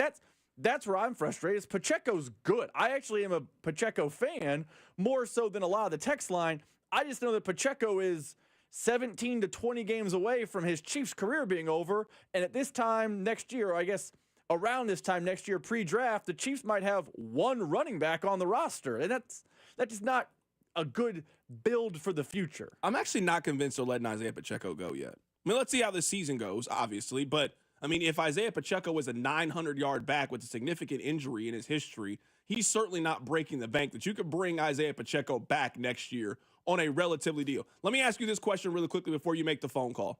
Who has more yards this year, Royals or Smith? Royals. Royals, actually, I'm going to say it stronger now. Royals, because Rice suspension will give him more time. Yeah, I think, though, but I will say this about the Rice suspension. It's not like you're expecting Royals to have, 200 yards in September? Like, their wide receivers have usually gone, you can expect that guy to contribute in November, December, and potentially in the playoffs. Royals might have one good game early in the season, but, I mean, out of those 4 games that you think he's going to be suspended, I mean, I'll set the over-under right now on Royals at 85 yards in those 4 games. He maybe makes 1 or 2 plays. They just got other options to go there. You still got Xavier Worthy. You got Hollywood Brown. You got capable tight ends. You'll have a healthy Isaiah Pacheco, knock on wood, for this upcoming season. I think it's an interesting question. Who has more yards this season between those two, whether it's Jalen Royals or Brashard Smith? We're actually going to head to SMU coming up in a bit and learn a little bit more about Brashard Smith and what kind of prospect he can potentially be. Mike Renner of CBS Sports, he gave the Chiefs draft a grade. Here it is. Yeah, I got an A too. They had 3 guys who I think are just absolutely perfect fits for what they need. One's Josh Simmons. I think if he's healthy, if that patella is fully back this year, he is as good as the guys we saw come off the board 25 picks earlier. And then Noel Williams is a Steve Spagnuolo corner. He wants to get feisty. He wants to press. He wants to ruin your day as a wide receiver. And then the 4th round, Jalen Royals just keeps this speed going. This is a dynamic receiving core now. He had the fastest 10 split of any wide receiver at the combine. You see that on his tape. He just had such a weird usage there and got hurt this past year. But he was on pace for almost 1,500 yards this season before he got hurt. All right, one more player we need to learn about. Let's head to the phone lines right now to be joined by Jordan Hoffeditz. He covers SMU for 24/7. They made the college football playoff this year. To learn more about Brashard Smith, the 7th round running back for the Kansas City Chiefs. Jordan, how are you doing today, my man? I'm good. How's it going, guys? Doing great. Let's start with this. What made SMU move positions for Smith, who played wide receiver at Miami and then played running back at SMU? It was a little bit of need. It was a little bit of skill set. I mean, what SMU came into the season last year, they really didn't need another receiver. But what they saw in Brashard was just a playmaker, and certainly a special teams difference maker, that they were going to figure out a way to get him on the field. And ultimately running back is where that was for them, and it worked out pretty well. Yeah, I'm guessing it was a pleasant surprise for you guys because you're kind of looking at this wide receiver that transfers in, and he didn't have a great career in Miami. You're not expecting that he's going to be a 1,200-yard back, and you guys are making the college football playoff largely because of how good he was last year. Right, and his versatility came into play so much. I mean, you look at him, he was a wide receiver at Miami. Still as a running back last year, he had a career high in receptions and receiving yards. He set the SMU all-time record for all-purpose yards. He was just so capable in anything they asked him to do, and it got to a point where they almost couldn't get him off the field. They had to have him out there for almost every play just because he gave you so many options and also just gave the defense something they really had to worry about.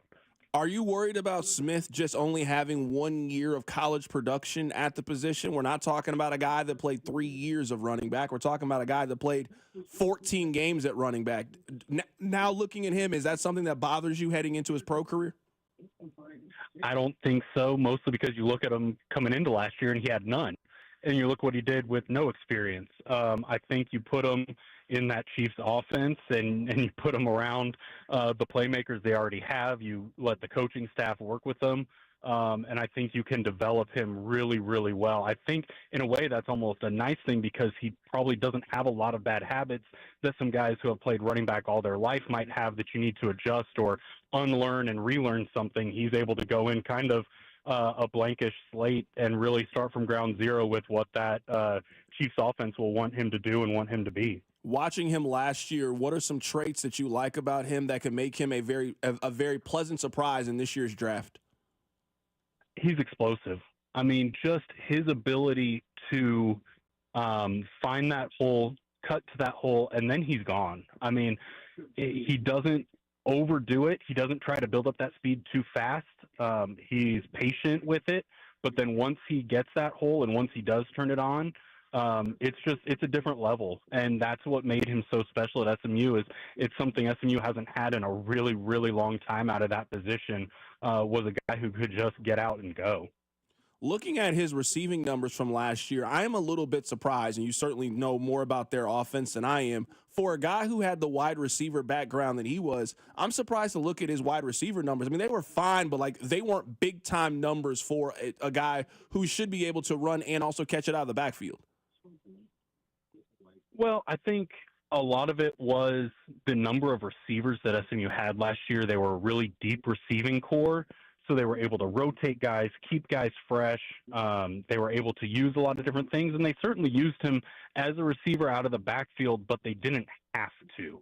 And so it again was just another weapon that he provided, that he was able to do, that they were able to key on every now and again, but didn't have to rely on it or force it because of that skill set.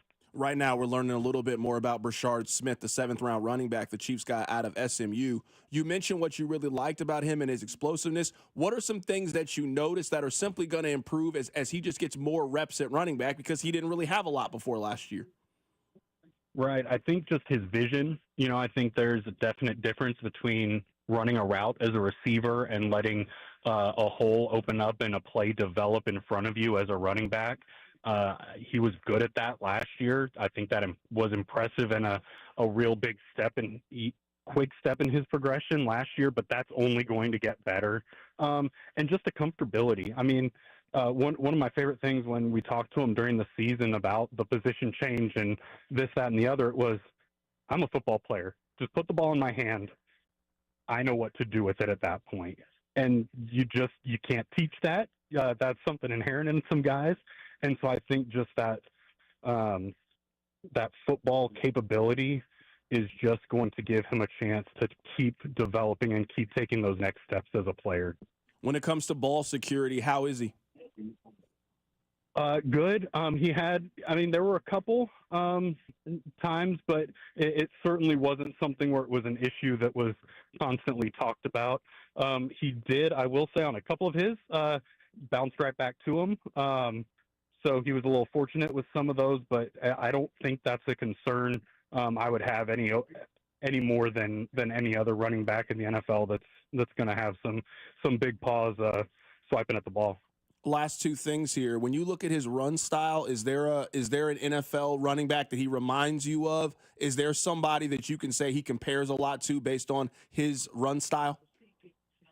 Well, the funny thing is SMU head coach Rhett Lashley, when they were kind of figuring out how to use this guy, he referenced Pacheco and how the Chiefs used him, and they were like, hey, if that size and that kind of skill set works at the NFL level, we can make that work at the college level. So I think that's another reason why I think this is a wonderful get for the Chiefs, because you're talking about a guy who has kind of in college been asked to do some of those things that he's going to be asked to do in this Chiefs offense. That is Jordan Hoffeditz joining us on the show. He covers SMU for 24/7 Sports. They had a fantastic season. They made the college football playoff this year, and Brashard Smith was certainly a key piece of that, running for over 1,200 yards last year on 5.7 yards per carry. Jordan, great stuff. You guys had a great season. You guys are looking to go back to the college football playoff this upcoming year. I think so. They've got they're reloading. College football landscape is so different, but they returned some key pieces, including their quarterback. And anytime you can do that at the college level, you're a step ahead of some other people. And they're just rolling. They've kind of built a culture of winning that hadn't been synonymous with SMU football in a really long time, and they're just kind of trying to keep that rolling. Absolutely. That is Jordan Hoffeditz joining us on the show. Thanks, Jordan. Thank you. Absolutely. That is Jordan Hoffeditz joining us on the show. I certainly understand why the Chiefs took a chance on Brashard Smith late. If you really love this running back class, which we know they did, they talk about this being the deepest class that was out there.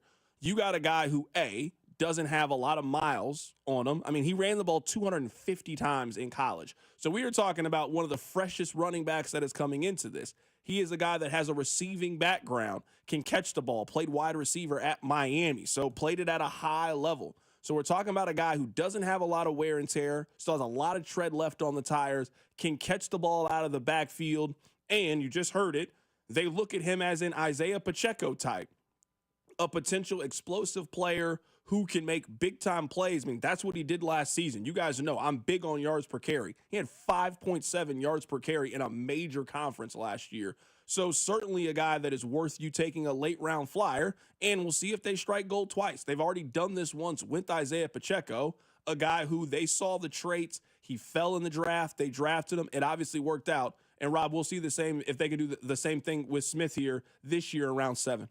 In a weird way, there are other running backs I would have liked better, but at this point, it is what it is. I'm not going to Mel Kiper scream about what could have been. This is the player the Chiefs picked. I do like that he does have less wear and tear on his body than the average running back. Like, you know, I love Devin Neal. Devin Neal might be one of my favorite Jayhawks of all time. Devin Neal's been running the ball a lot at Kansas over the last 4 seasons. DJ Giddens was getting a lot of touches at Kansas State over the last 2-3 seasons. Ollie Gordon was a workhorse at Oklahoma State, getting a ton of carries over the last couple of seasons. What is it Terez Paylor always used to say? There's only so many hits on a running back's body before it's over. There haven't been a lot of hits on Brashard Smith's body as a running back. Yeah, part of that's the transfer to SMU. Part of that's the position change. Like, there are reasons for why, but it is nice that a player the Chiefs target they think can be an Isaiah Pacheco type running back is low on hits on his body, which could create a longevity at the position. Again, I still would have liked a different player, but it is what it is, and he is fresher at that position than most players who come out of the draft. No, I mean, I'm sitting here looking at it right now. I mean, Devin Neal had 760 carries in college. I mean, he had 500 more carries than Brashard Smith did in college. Now, I mean, Jay on a late-round pick and all of those things, and I think Devin Neal and DJ Giddens both have a chance to be good pros, but I think that goes to just show you the wear and tear, the tread left on the tire. I mean, they drafted a running back who was really good last year who just doesn't have a lot of carries on his body, and what does that mean for him as he transitions to the NFL? All right, coming up on the other side, there are 5 questions I think that are left for the Chiefs as we are heading into, this is the team. This is the roster. They might add 1 or 2 kind of one-year veteran players, but 98% of the offseason moves for the Chiefs, at least when it comes to player acquisition and team building, that is done. There's a couple of questions left. We'll talk about it. Keep it right here. It's The Drive. Hey, it's Lucas Ursig from the Kansas City Royals. You're listening to The Drive with C-Dot on 96.5 The Fan. Brought to you by DM Injury Law. Have you or a loved one been in a car wreck? Contact DM Injury Law today and get the money you deserve. Car wreck? Remember, Mike's got this. Okay, so I'm gonna let you in on a little secret. Wendy's has this new Cajun Crunch chicken sandwich. And to be honest, I'm kind of crushing hard on this Sammy. It's packed with bold Cajun flavors and topped with crispy onions for a satisfying crunch. All on Wendy's iconic spicy chicken sandwich. It's honestly kind of my dream sandwich. I hope it likes me back. For a sandwich you'll love, gotta be Wendy's. Open till midnight or later. Limited time only at participating U.S. Wendy's. Hours may vary by location. Gear up, race fans. Sioux Cup IndyCar Race Weekend is roaring into Iowa Speedway July 11th to the 13th, featuring the only NTT IndyCar Series doubleheader weekend on the 2025 schedule. Sioux Cup IndyCar Race Weekend has become one of the most anticipated and action-packed events in racing. Tickets are going fast. Score yours today and get ready to feel the rush at the fastest short track on the planet.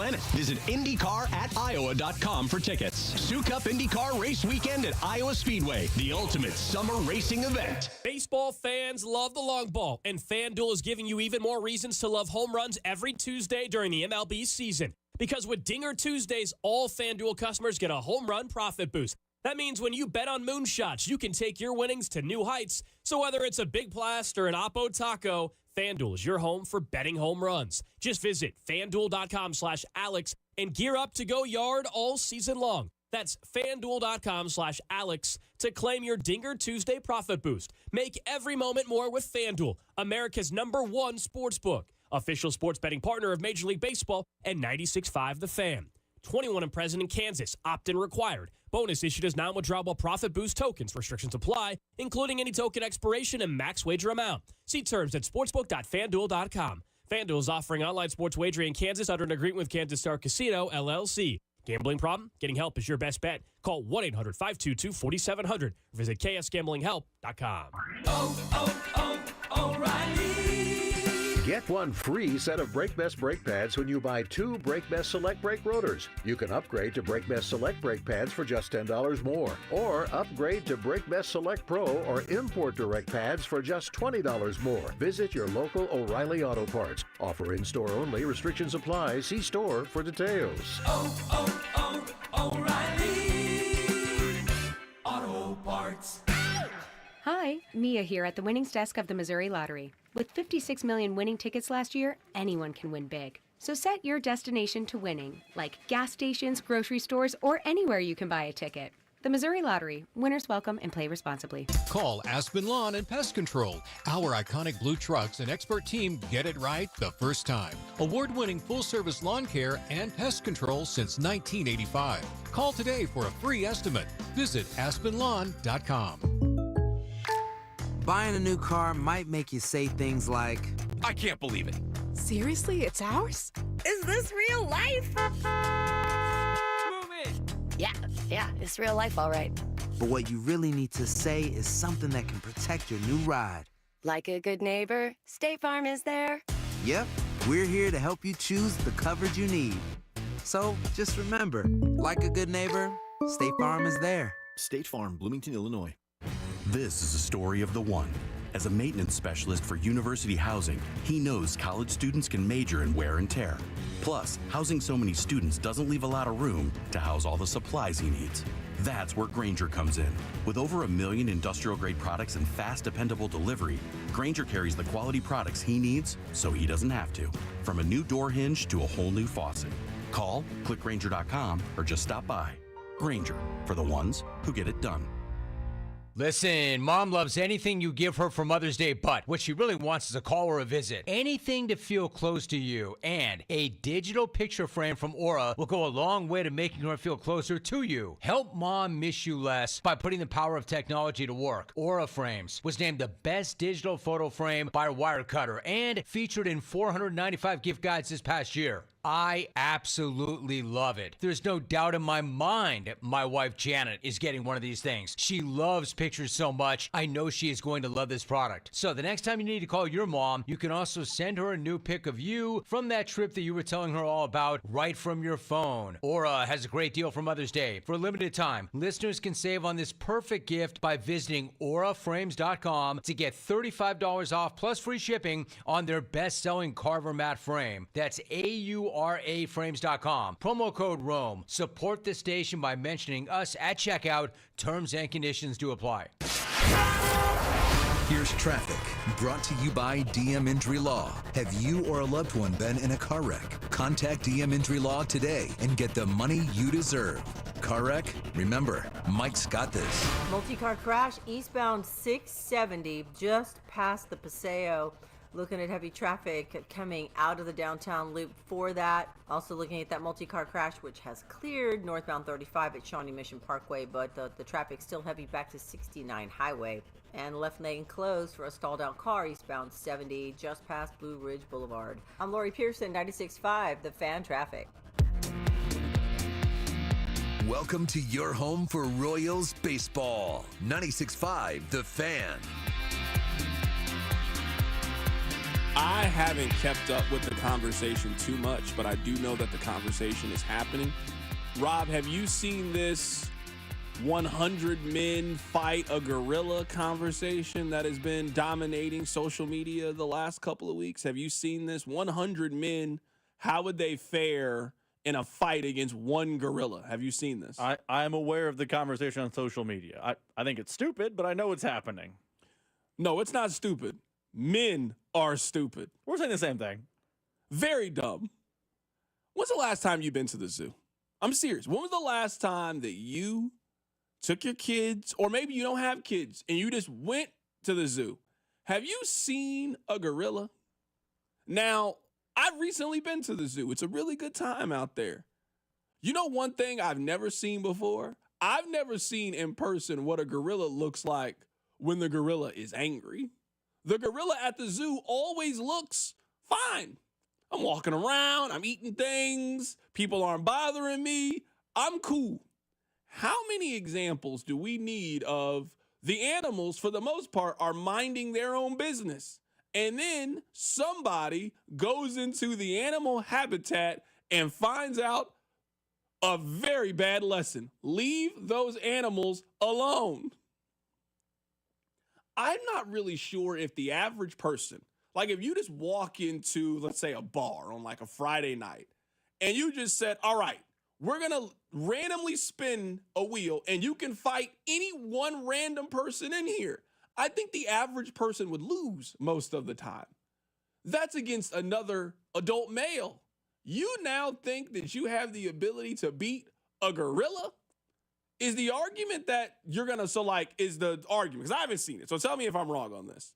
Is the argument of like person one tries to fight the gorilla and then person two, or is it could 100 people at one time all try to jump the gorilla and beat the gorilla up? What are people saying that the humans would win in this fight?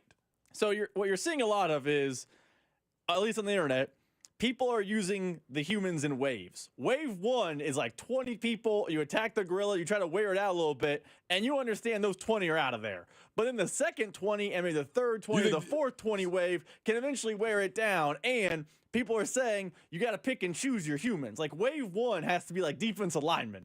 Get as close in size as possible. Okay. Wave two has to be another wave of defensive lineman type. Wave 3 or 4 needs to be like UFC fighter types where they know how to break bones and things of that nature. It's not Carrington, Rob, Gold, Cody, Bob, and Dusty. That's not how people are doing the 100-person fight. We're stupid. We, as human beings, are stupid. And most men just overestimate their ability to do things. I'm sorry, we overestimate our abilities.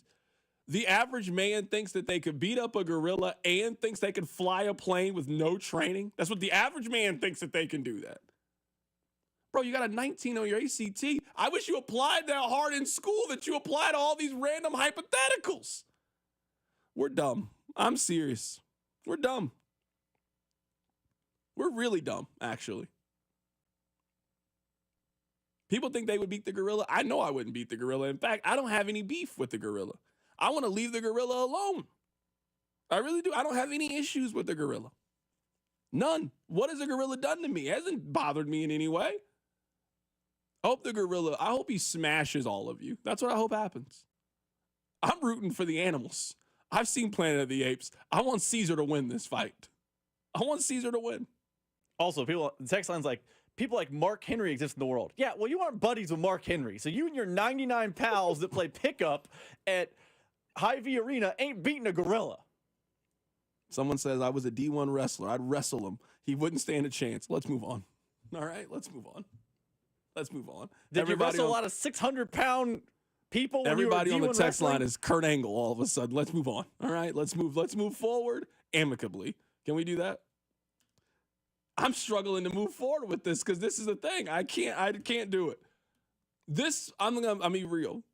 This might be the dumbest internet argument since we were arguing what color that dress was, when the dress was clearly black and blue.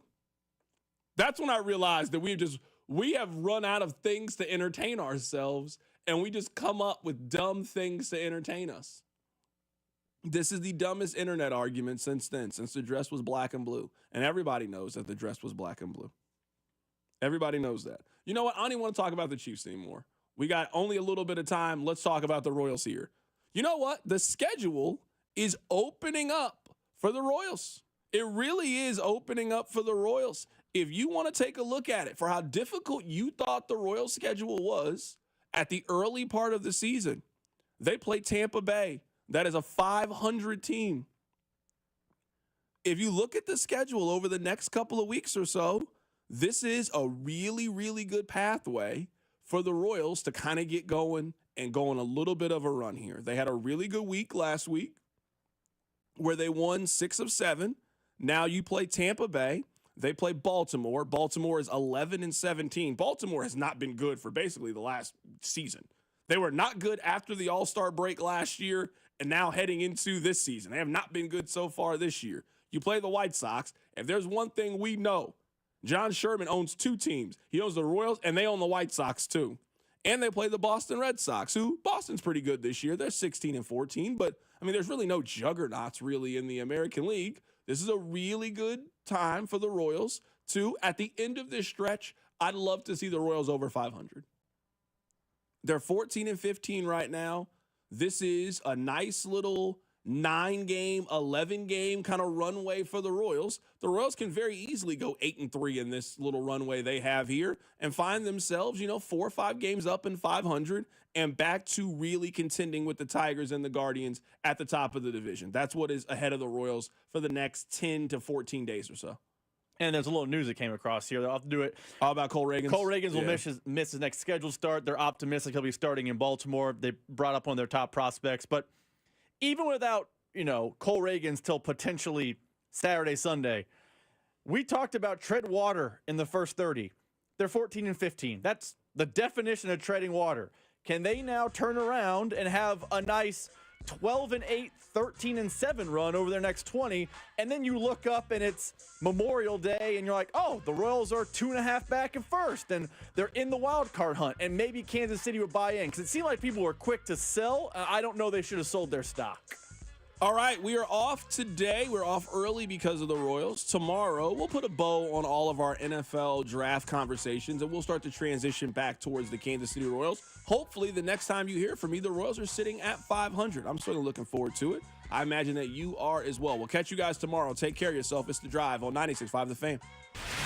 You're listening to The Drive with Carrington Harrison. For the first time in a long time, I'm willing to dream that this can be a special season for the Missouri Tigers. Brought to you by DM Injury Law. Have you or a loved one been in a car wreck? Contact DM Injury Law today and get the money you deserve. Car wreck? Remember, Mike's got this.